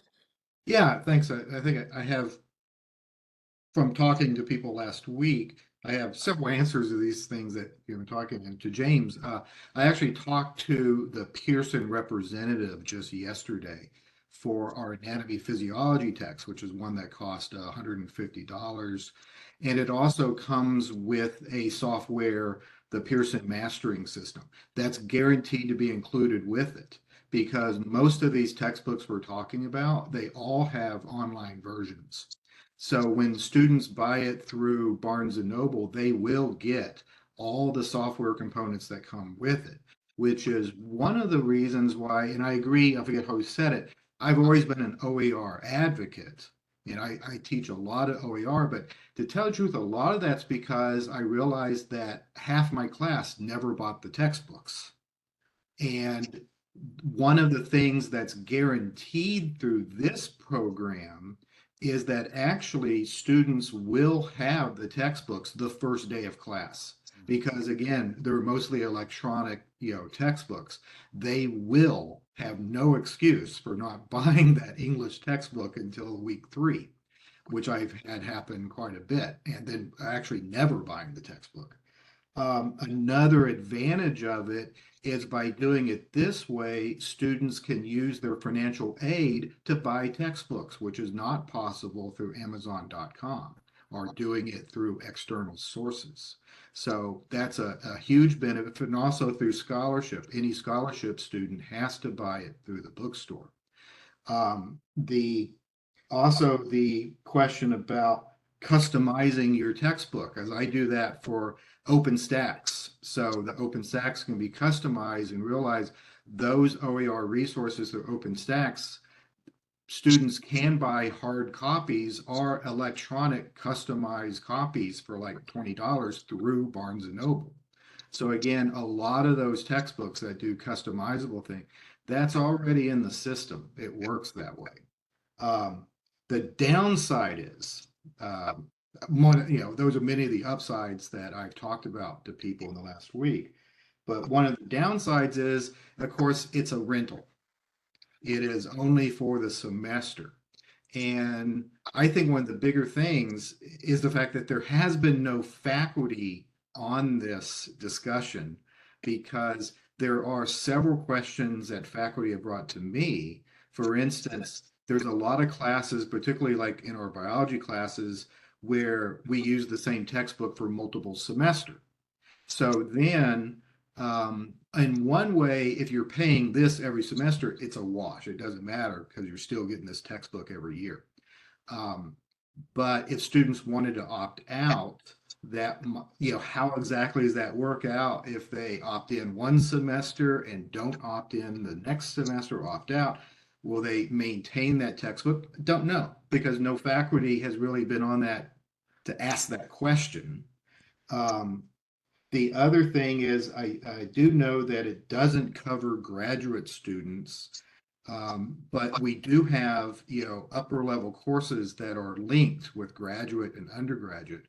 But I think that just goes on their tuition. So yeah, it does sound like the graduate students just wouldn't get this deal. They would have to purchase it through the normal means.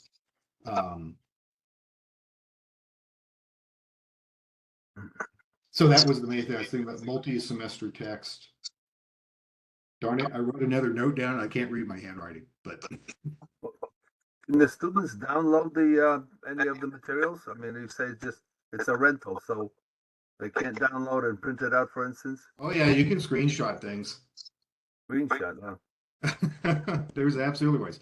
But the other thing is also, I did ask this question, that at the end of the semester, if the student wants to buy the textbook, they absolutely can.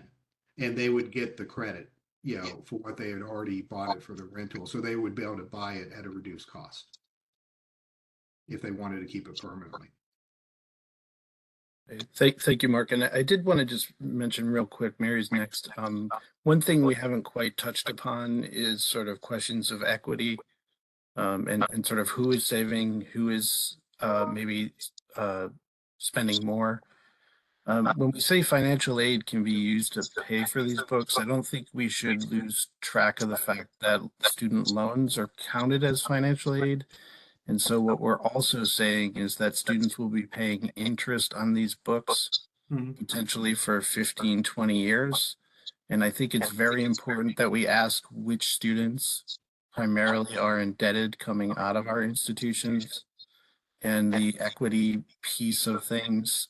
And that requires a lot of analysis and assessment to figure out who is saving, who is spending more.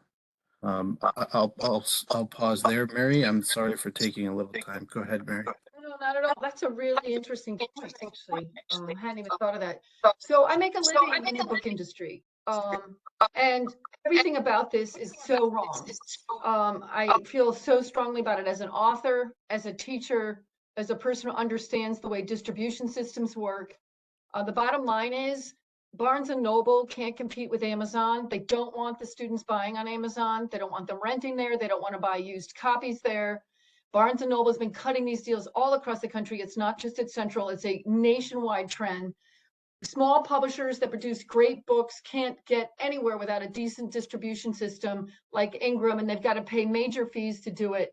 If we start setting up a system where we can't pressure teachers to make sure they're teaching classes that make sure the kids get the books and they don't have a choice, if instead we're just going to assume the kids aren't going to buy the books, and so we're going to set up a system where they have to get them, then we're just passing the buck and undermining. And I'd like to know what the heck happens to the authors and what are they getting?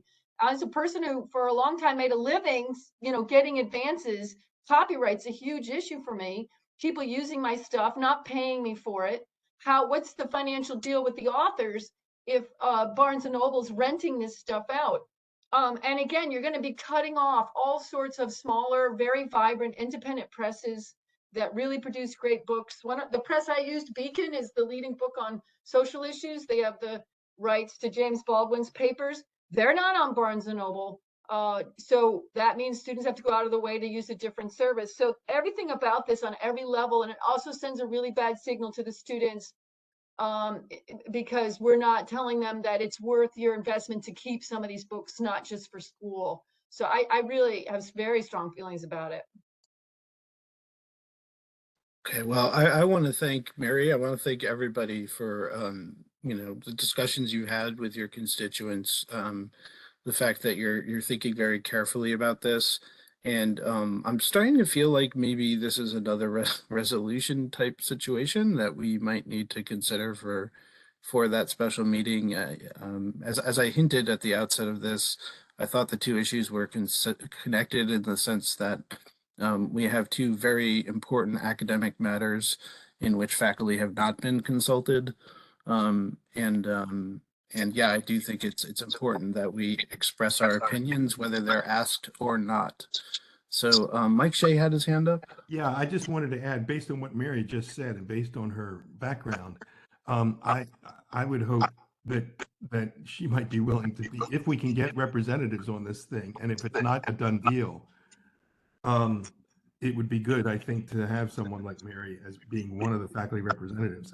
You need people who think about this in a bigger way than just their own discipline. On a committee like that, so that they kind of understand what it means ordering an art book or a chemistry textbook or a workbook from a math class. They're all different. So I would hope we could persuade the system office to not move forward on this until there's been some further meetings with a committee that includes faculty. I don't know if that's what you're keeping in mind, Brendan, for the resolution. That's what I would want to ask, is that we rethink this, or that we include faculty somehow. Thank you. Thanks, Mike. Yeah, I agree that at a minimum we should request for some consultation and solicitation of our views. Dave Blitz just raised his hand. Sorry, mistake. No worries, Dave. No worries. Maybe I can just add one thing. Perhaps this is a matter for individual faculty based on what their course requires to opt in.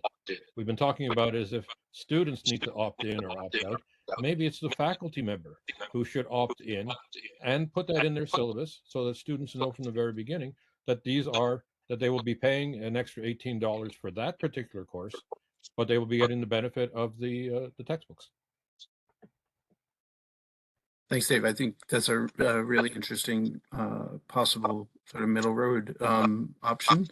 Mark Jackson, did you have your hand again? Yeah, I was just in your first email about this a couple weeks ago. Didn't that say somewhere that this was actually going to one of the committee meetings in March? I believe that, yes, maybe the next. So isn't that a little late? There's not. Yeah. What can we do?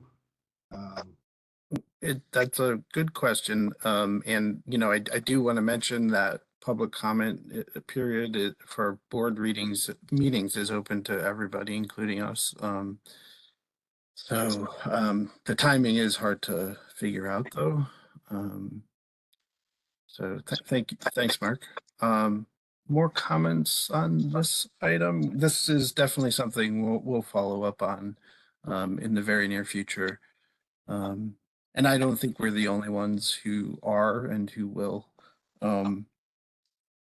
So if there's not more comments on that, our next topic is the retirement incentive that was proposed by the Board of Regents, I think back in December. I sent a message that the CSU faculty union circulated to all its members about their decision not to participate. I don't know if Kalina wanted to offer any thoughts on what was happening at CT State on this. Only that I believe the 4Cs and AFT are still in conversation with management about it. So no decision has been made yet. And to reiterate, what we said before, that CT State is coming out of many years of so-called strategic attrition. And I think one of the biggest problems we face is understaffing. So that is part of the consideration there. Okay, thanks, Kalina. I saw a hand, Dave Blitz. Thank you. As you know, I sent a response to Brendan's circulating of the AUP refusal to participate in the retirement incentive. And I'd like to just draw your attention, first of all, that there were really 2 rounds of negotiation. Brendan, you can correct me if I'm wrong. The first was a series of 15 demands, which the AUP made of the system office. I'm going to refer to it as system office because I don't think it was any of the regions themselves were directly involved in this. And I'll just mention a couple of them to give you a tenor of the kind of things that the AUP was demanding. Item 6, as stated, no requirement to accept transfer credits of online courses from other institutions. Example, Charter Oak.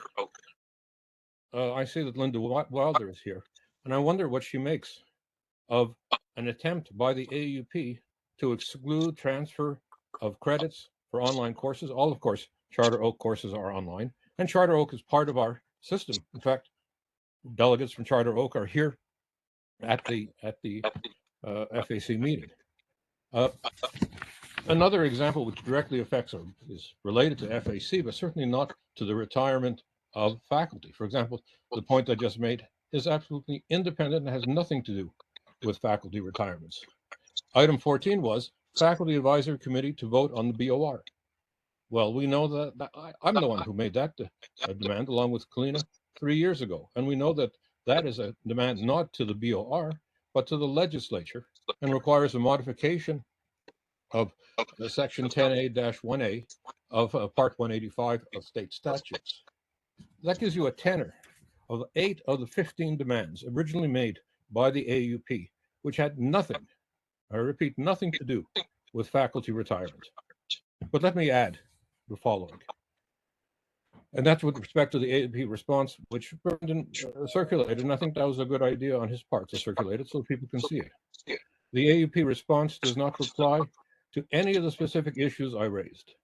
That AUP had exceeded its mandate by trying to negotiate at least 8 of 15 items in its original demands that had nothing to do with the retirement of faculty, and that his modified proposal transferred power over replacement of lines to the system, rather than retaining them at each university where knowledge of what is needed resides.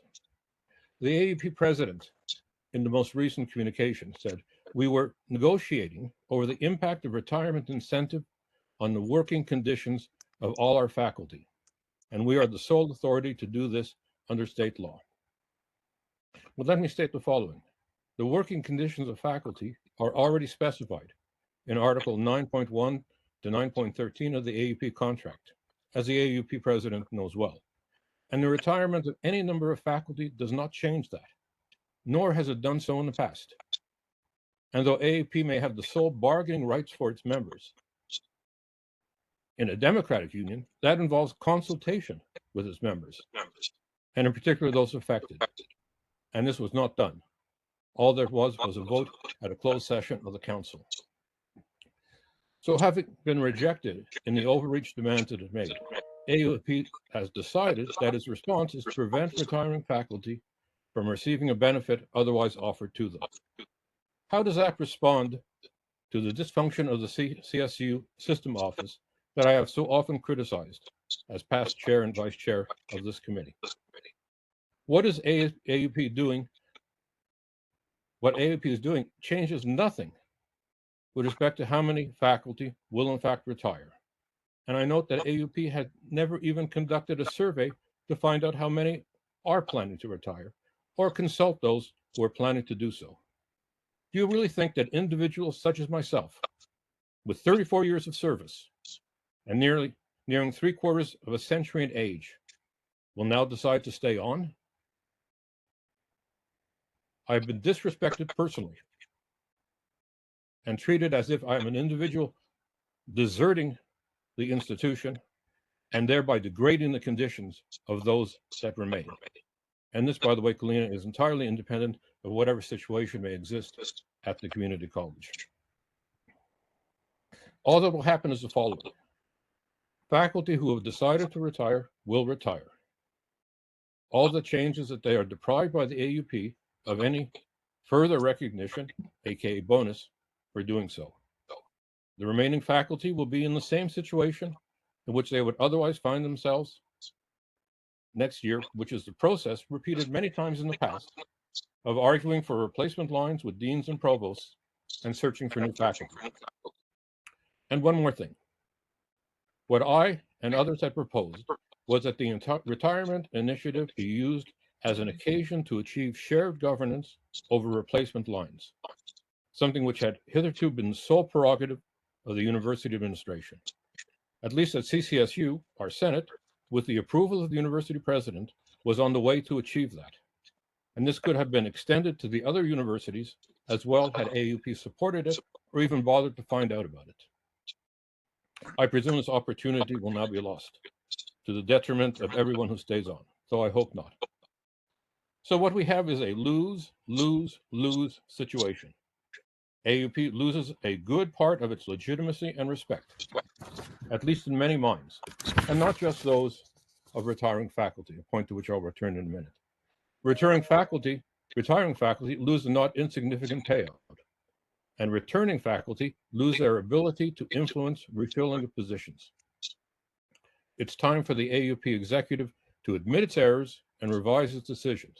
It's not too late unless hubris prohibits admitting its mistakes. And I note that the CCSU AUP president, who has been forthcoming in his dealings with me, contrary to the AUP overall president, has indicated that apparently a second vote was taken, and Brendan can confirm this or not, that not only would they reject the retirement incentive, but they would not return to revote on the matter under any circumstances. Now, let me tell you, some of you may have seen the article in the CT Mirror. I did not go after Keith Vanoof to be interviewed. He contacted me, and that's appeared as well in the Hartford Courant. I've had telephone calls from individuals who I taught, surprisingly enough, in one case 20 years ago and another case 25 years ago, who have read these articles and say they can't understand that a union would deprive its members of a bonus in the order of $30,000 or perhaps more dollars, which, by the way, do not come out of operating funds of any of the universities, but money which have been set aside, presumably or probably from unallocated ARPA funds, and which had the approval, by the way, of the Office of Policy and Management, the OPM.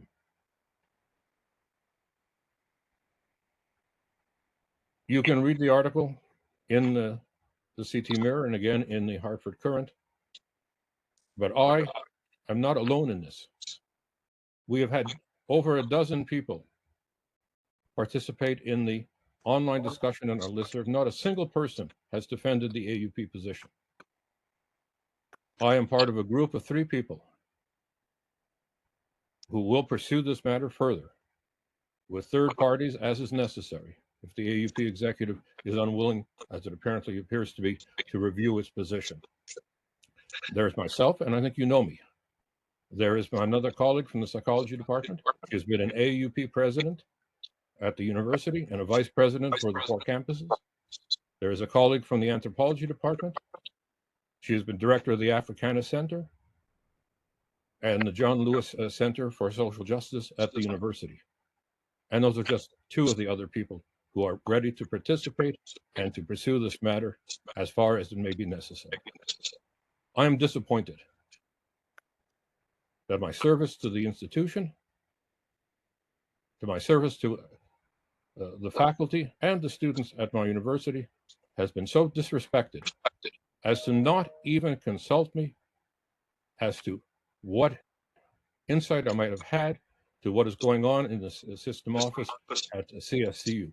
Apparently they negotiated with a lawyer, and so I'm told also by a vice chancellor for human relations and personnel. I've looked on the website, and the person who gave me that information may have had it incorrect, but that is a member of the AUP leadership. And that may be referring to the personnel person who they now have outsourced to an individual living in Nevada.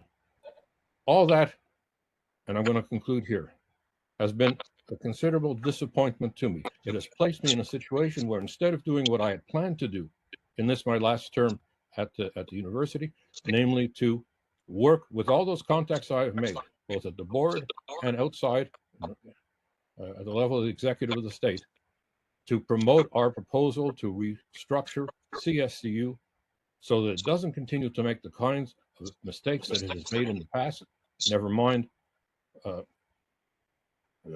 students first, but also the CSU 2030 proposal. Instead of doing that, I find myself in a situation I didn't want to be in, which I dislike intensely, and which has caused me personal suffering of an extreme sort. I'll conclude there, hoping that those of you who are at the other 3 universities, or for that matter at Charter Oak, or for that matter at the community college, will seriously consider recommending to the AUP to modify its erroneous and mistaken and wrong-headed decision before further suffering and also damage to that institution occurs. And I'll stop there. I'll put my video on, which I had refrained from doing before. I don't recognize myself in the video. But that's my personal problem. Related to high stress, yes. But I'll let then, perhaps Brendan wants to respond.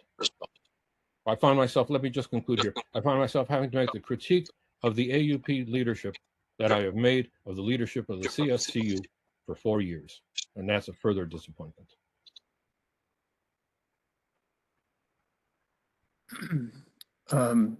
David, it sounds like the floor is open now, and I think Kalina had her hand first, if I'm looking correctly. Is that right, Kalina? I think so.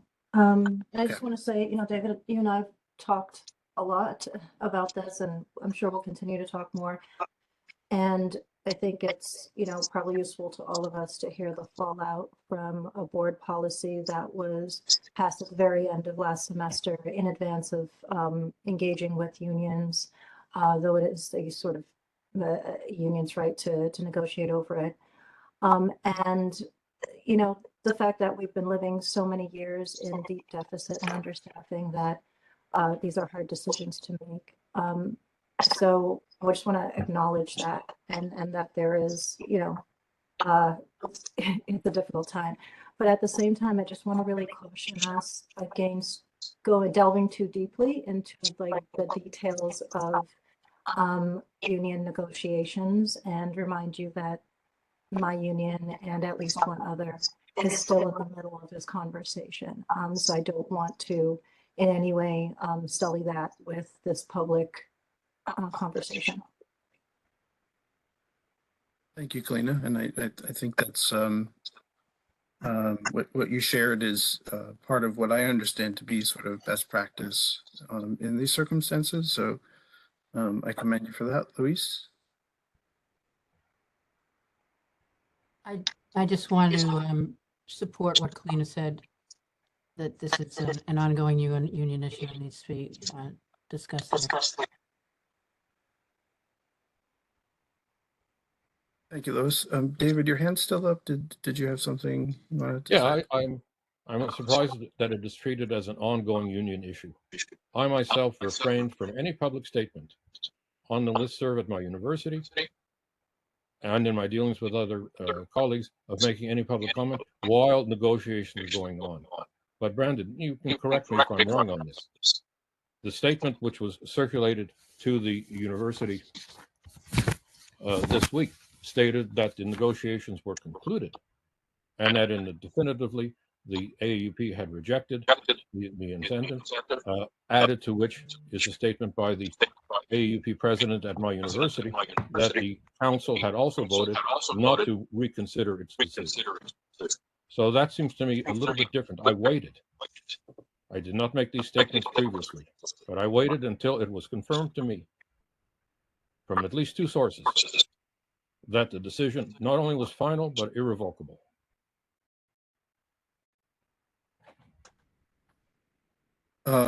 Mike Shea and Mark Jackson have their Mark was ahead of me. hands up. Mark was ahead of Okay. me. David did ask me a direct question. Mark, if you'd like to speak now, you may. Go ahead, Brandon. No, go ahead.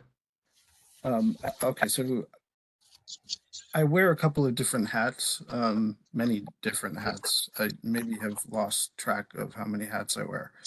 On this committee, the hat I'm wearing is actually there's 2 in this meeting alone. One is as representative of Eastern Connecticut State University, and another as someone who has been chair of the FAC for roughly 1.8 meetings.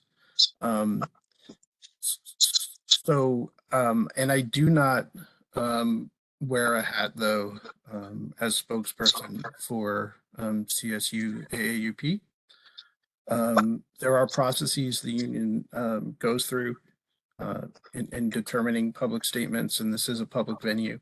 For me to answer David's question in this public venue, I don't think would be consistent with the policies we follow.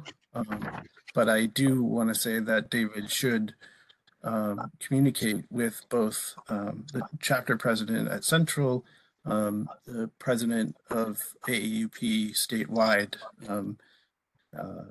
with questions like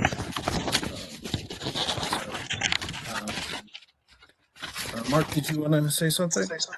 Yeah, I just want to state the general atmosphere at CCSU. Of course, David's already given you his perspective, but having been at the Faculty Senate meeting, it was just as David describes at CCSU. It is extremely negative towards the AAUP. He's forwarded you several of the listserv questions. I just want to point out that a couple of dozen at least people have come to me directly, and everyone has been really upset at the AAUP process. And, you know, the details of the, 14 items, regardless of that, which no one knew for quite a while what those items even were. And the thing that most people are most upset about was the same thing we've been arguing about the BOR in these other discussions we've had today, was just complete lack of communication. That several times members of CCSU asked for a poll to be sent out to potential retirees. I'm one of those. No one ever asked me my opinion. As David said, no one ever asked him his opinion. There was never any open forums run on campus to have a discussion about this. And so while I appreciate you saying that we should communicate with the union leadership, we've been trying to do that on our campus and it didn't happen. And last Thursday, to another point, we had a meeting with all the department chairs, and it was asked, would this seriously impact your department? And to a person, I don't remember any department chair saying that this incentive was particularly impactful. Several department chairs said, yes, we have people retiring, and they're going to retire regardless. Those lines have to be filled, but no one had any reports of more than 1 or 2 people that may be on the fence about retiring over this incentive. And so as far as the department chairs, again, are saying it wasn't really in anyone's wheelhouse as far as this devastating their department. So just to give an idea of what I've been hearing around campus. Thanks, Mark. Mike Shea, you had your hand up. Yeah, I guess I would just say, I think a lot more, I mean, a union has to represent a lot of different people. And they don't, in the middle of negotiations, they don't send around questionnaires. It's a contract negotiation is what this was. So, and I would say, Mark, I did get I mean, I think we all did get an email back in February, sort of saying the status of things. After the first, maybe it was even December, but after that first round of negotiation between them, they sort of said, this is what we're asking for, and this is why we're asking for it. So I think they did communicate those things. And I think they're trying to keep in mind the largest number of people in the union who would benefit or not benefit from it. And so I think a lot of the people who were remaining, their working conditions would be completely different. I mean, if it's not, it wasn't a retirement bonus, it was a retirement incentive program. And I think it makes sense that the union would say, we don't want more people to retire than would normally retire. If you're not going to agree, we're not going to agree to an incentive program that takes away workers from the other workers. I mean, it's, you know, or take away the help. So, I mean, I sort of, you know, empathize with where they're standing. They're in the middle of it. And I certainly would have benefited from this thing too. But I can understand that there are many, many more people who are remaining who I think would suffer more than those of us who were thinking of retiring. So it was turning into a retirement bonus program for people who were already going to retire, rather than being an incentive to get people to retire. And they were opposing the notion of it being an incentive. So I don't know. I think they were taking into account a lot of people. And again, not all negotiations can be public. I think they did share some of the information of what they were asking for and why. And some people disagree with that, and some people agree. But I think they were trying to deal with the greater number of people. So I didn't feel disrespected. I kind of thought it was, you know, any more so than I feel disrespected when they're making negotiations with, you know, for the contract. It's like, oh, well, they're not paying attention to this thing that I care about. So I'm sorry that it's making you feel disrespected, David. And I know you've done a lot of work for the institutions and AUP in general, in particular. So I'm sorry about that, but I don't think that, you know, I don't think the union should necessarily have to go change its mind. I think it tried to make a decision based on what was the best for the most people in the union. And I thought they handled it pretty well. Thanks, Mike. If I could for a minute, I do want to share some things I've learned, mostly from Eastern and working there, and also some communication from our chapter president there. So right now I'm wearing my Eastern FAC representative hat. Our chapter president sent an email out today to our campus explaining that the Union Council has discussed this matter 5 times. In order to try to do sort of, I think what Mike was suggesting was, which was to improve circumstances for as many people as possible. And I do have a couple of slides on this, which are really directed at the more, I guess, general issue of sort of how best practice, again, might have looked potentially in this situation. So let me share my screen one more time. I do want to share this information with the spirit that the sentiments that David has shared are, in my opinion, completely valid, completely understandable. It's very important for me, and I will say all faculty, to hear David and understand where he's coming from and the people he has communicated with on this matter. So I will just, as I said, share 2 slides, which kind of are meant to illustrate if maybe if we had followed a practice that sort of labor experts suggest. we would find ourselves in a better situation. So what brought us here? There's a term in labor, in the field of labor, referred to as direct dealing, and it has to do with circumventing a union on things that are within its wheelhouse. Doing something like presenting a fait accompli, something that's already been decided, without engaging in bargaining first, which is what would be expected.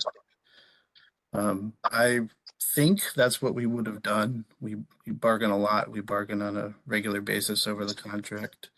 It was not, I don't think that, I think the choice of how this rolled out was in the hands of the BOR and the agenda they set and the timing they set. And so the way it appears to me is that we had a bad labor practice coming out of management, and we've had a bad result in terms of the process all along. Bad in the sense that, as I said, the things we've heard here are valid and concerning. I just want to mention also that CBAC as an organization reflects a great deal of solidarity. Not everyone agrees or likes each other, I think. I haven't been to a CBAC meeting, but that's my understanding of that situation. And solidarity can get us some wins that are wide, deep, and long, like the wage opener result that we just saw. And that's the kind of thing that we should hope for, and hopefully good consultation with faculty can help achieve those things. We've touched on this issue of lack of consultation with faculty on multiple points throughout this meeting today. And I think that's a big part of what happened here. Certainly, from my perspective, there was not adequate consultation with faculty early enough in this process. The wins we get through solidarity are not given, they're not free, and they do require showing up and doing hard things. And so the only thing I want to say to everyone on this call is thank you for showing up today. I hope you will think about showing up more. David has shown up for years, and I've learned a lot from David, and I appreciate everything he's contributed. And my hope is that if we continue to show up for each other, if we continue to advocate for consultation, respectful consultation with faculty, we can do better because our state deserves better. So I'll stop there. David, you had your hand up. Yeah, I just wanted to say that the behavior and the conduct of the AUP leadership has been a mirror image of that which Brandon has just correctly criticized on the part of the system office. That is to say, lack of communication, lack of consultation. Mike, you mentioned that you thought you had been presented the demands in advance, but I refer to the February 8th letter, retirement incentive update from the AUP, where all of the 15 demands are listed, along with the rejections, which they had received from whomever they were negotiating with. Those demands were never presented in advance for consideration by anybody. Yeah, I just want to be clear, David. I did know that. What I meant was, at a certain point, they did tell us what they were asking for. I mean, yes, in February they told you what they're asking for after it had been rejected. But I don't want to argue with you, Mike. Proposed, so yeah, that's fine. Secondly, just in respect to Brandon, the email received here on March the 4th says, therefore, CSU AUP will not participate in the retirement incentive program. There's no ongoing negotiation. And again, it says CSU AUP will not pursue further negotiations. That's all on page 1. Negotiations ended at this point. Council determined that further discussions were pointless. That's on page 2. So I did wait until all of this had been decided and voted upon at the level of the AUP. There is no further negotiation that they have undertaken. I could spend more time on the question of what exactly what should have been negotiated, I'll say the following.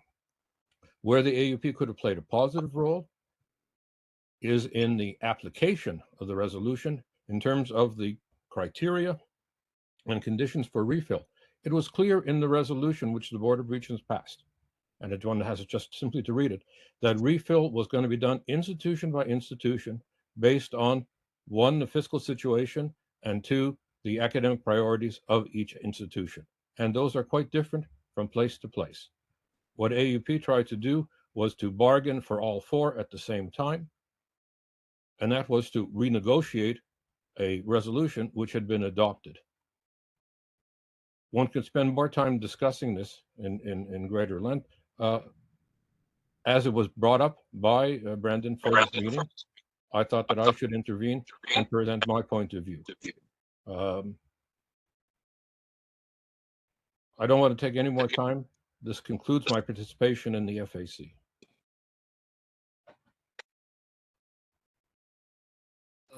Andre, you had your hand up? Yeah. Yeah, okay. I'm obviously not a member of the AUP, so I'm pretty sure that nobody there wants to hear for what I think. But if there was indeed a problem, and I think I do see one in terms of bad labor practice, which I think it clearly is or was, then what the AUP should do, perhaps, is to take the matter up with the NLRB. The real problem I see here is that I do think, I mean, at least to me, it appears that the AUP leadership also was lacking in terms of consulting with their members. And that's troubling because that shows a little bit of lack of respect for their own members, for us. And if we don't have respect for each other, then it's clear that the system, the management feels encouraged to have a little respect for us as well. So I think it matters. Really sorry to have to see this kind of thing happening. Although, like I said, I have no say so in any of this. Anyway, I'm really sad that David wound up being caught up in screwed one way or the other. That's really too bad. Okay, thank you, Andre. David's hand is still up. I'm not sure. Let me say a last word, because I forgot to mention this earlier.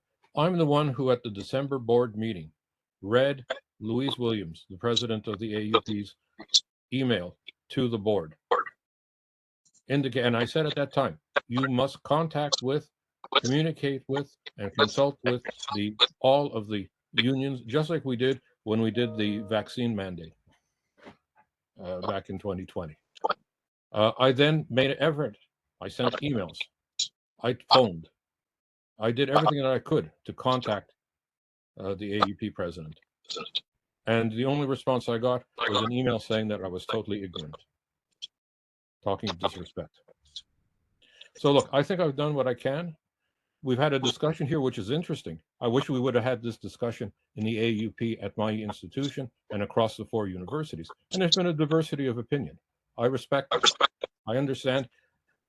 But the lack of communication, the lack of consultation, the absence of conversation has resulted in this situation, which is not going to be concluded just with this discussion today.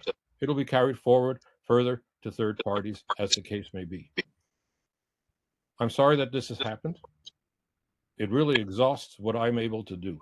And as I said before, this is my concluding comments to the FAC. I had hoped to work with the FAC leadership in order to advance the statement which we had drafted at some length, with full consultation with everybody, by the way, in our report to the legislature. Because I think that a restructuring of the CSU system,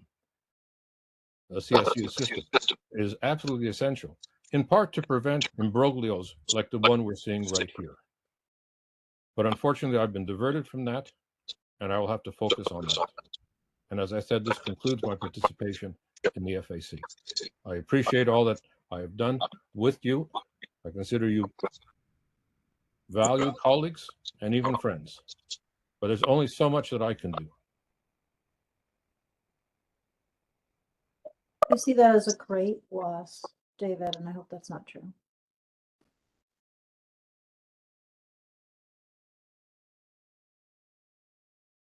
This is Jen. Can I just say something? This is Jen Long. Yes, please, Jen. Oh, David, I hope that you'll continue to work with us, and it's been such a pleasure, and I really value your thoughts and love hearing your ideas. I just wanted to say that. Thanks, Jen. David's hand is still up. I'm not sure. I think that's the same hand, but if there aren't more comments on this agenda item, we have a final agenda item on old and new business. There's nothing listed there. Kalina, go ahead. If we have it in us, I'd like to consider some potential recommendations, either for being taken up this meeting or in a future one, but maybe just for a little discussion. Should I go ahead and make sure I have the document open? Sorry, I didn't understand. Can you speak up a little bit? Oh, sorry. I'd like to propose that we consider making some recommendations to the board. And I want to just present them here. We can have some discussion, and then we can, I don't know whether we might want to move on them today, or we might want to flesh it out and do it at a further date, but I do want to present them if possible. They came up as we were chatting. So since we've just had this discussion, I thought I'd share them now. Is that fine? Okay. I can just find from my 1,000,001 documents. Oh, I'm afraid I'm going to be sharing the wrong doc. Hold up.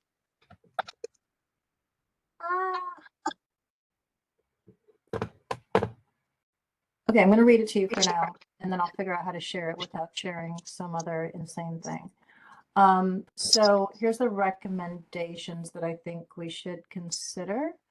And just a simple sort of that the newly formed Board of Regents IT committee include an ex officio member from the FAC elected by the FAC from its members, that all contracts worth $1 million or more require approval by the Board of Regents, that a comprehensive list of all external contracts, regardless of worth, be presented to the board twice yearly, that all administrative positions and management increases be approved by the BOR.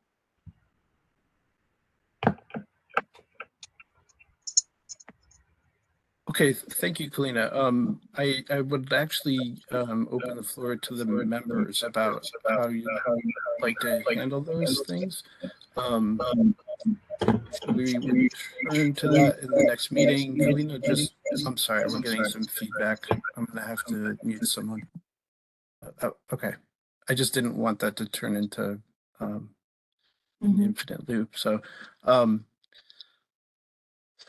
Mike Shea had his hand up. Mike. Sorry, sometimes my mute button gets covered up. I would add, thank you, Kalina, for this. I would add that that there be an FAC member, but also that there be, 2 at-large members from CT State, right? It shouldn't just be one FAC member. And I would also like to add a similar clause to the notion of a book contract committee, that there be an FAC person and, 2 faculty members, or maybe 1 from each institution. That's 4. But well, the book contract is actually for the whole system, isn't it? So it's even bigger. So I don't know. I don't know the numbers, but I think we should ask for faculty representation on both committees, not just the one. And I think it should be a little broader than what we have. I don't know what other people want to say, but I'll just throw it out there for an idea for discussion. Thanks.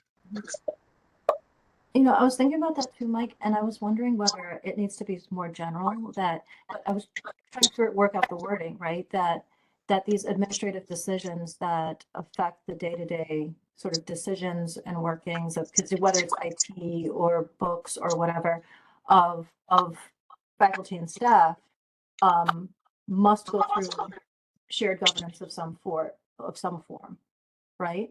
Yes. And that seems to be the problem, not so much creating a committee to discuss it, but making sure that it runs through established systems of governance so that there's feedback and discussion.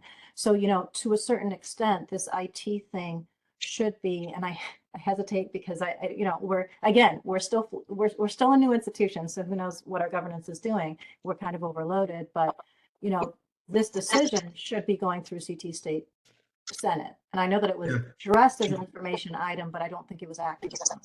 Can I just add to that I think when we ask for that, it shouldn't be just because of shared governance, but it should be that the reason for shared governance is that that better decisions come out for students. Right. When you include faculty. So you know what I mean? So that it's a more purposeful outcome than simply, yeah, that's all. So, but yes, I agree with what you're saying.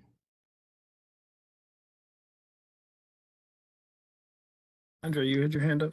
Yeah, I think the point is that with this proposal for the committee, okay, let's see, what does it say? Ex officio members, okay, of the FAC should be on this IT committee. I think what you need to do is just add there and all other committees. In other words, that this should be a general principle. If they truly believe in shared governance, then every major decision, particularly ones that impact on students, faculty, and staff, which is just about everything, should in fact have some participation from a faculty representative. You know, it could be ex officio. And I was just making more general. That's it. But leave this specific committee on because it's already existing. Okay. But then add a phrase or clause that says, and all other, you know, committees as well as involved in all other decisions, major decisions that impact, you know, impact the institution and faculty, staff, and students, that they should have some faculty participation because that's the essence of shared governance. And the reason for it, of course, is because we wind up with better decisions. Thanks, Andre. Thank you. So I guess the question is whether we refine this a little bit and anticipate a special meeting to present a final version of things before our next meeting, or whether someone wants to make a motion to you know, endorse this in this meeting. I'll leave that question open to the group. Well, I move that we in fact endorse this, not necessarily this version of it, but endorse sending such a communication, and then let's have a couple of people work on the final language and send, you know, do a little emailing so that people can comment on it by email, and then if we need to have a special meeting or just do vote by mail, okay, before the next meeting, or have it ready for the next meeting. So that's that's a little lengthy for a motion, but I think that sounds like a good plan, and I think Helena maybe had a thumbs up that I saw, and I'm not sure about voting offline. There are certain sort of open records requirements of our committee. So let's have a special meeting. Okay. All right, so that's sort of our tentative plan. I don't know if anyone has more for our agenda is sort of well, that wasn't what was intended to be a motion, so I don't know. Do we need to? Oh, I'm sorry. Do we need to have a vote on this or not? I'll second. All right, is there a discussion? And just to clarify your motion, would you repeat it, Andre? That we adopt this kind of language or statement, okay, that we're going to be and then we will finalize the actual text, okay, but that we in fact did, want to send this out, okay. Whatever, communicate. I don't know. Can I go to sleep now? May I suggest maybe something like we will, have a shared development of a resolution, and we will meet again in a special meeting in order to consider for possible passage. It's a lot literate, yes, a lot more literate. Okay. I feel like I should check in though. Good or? Yes. Sure. All right. And we're Okay, specifically so- talking about the 4 recommendations that were posted in the chat. Yes. Yes. Thank you for that clarification. Okay, so all in favor of the Is there a resolution? second? Final. Oh, I thought we had a second from Mark Jackson. I'm sorry. Yeah. I Okay. defer my second. Okay. All right. So all in favor of finalizing a statement for the BOR and the system office about those 4 items and meeting in a special session. I see a lot of hands and eyes. Okay. Any opposed? Okay. Any abstentions? Okay.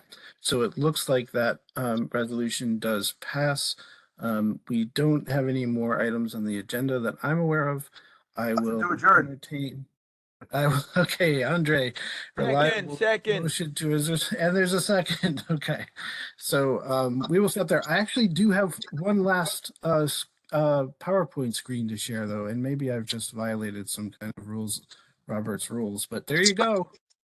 Spring break, everybody. So I hope this is some indication of your near future, and thank you everybody again for showing up in service on our committee. And our next meeting is, I don't actually have it off the top of my head, but I in our follow-up emails, we'll share the date of the special meeting and the meeting to follow. So thanks again, everybody. Enjoy your weekend and enjoy your spring break, and I'm stopping the recording now. Thanks, Brendan. Bye all. Thank you. Thanks, everyone. Yeah, I had to find my son.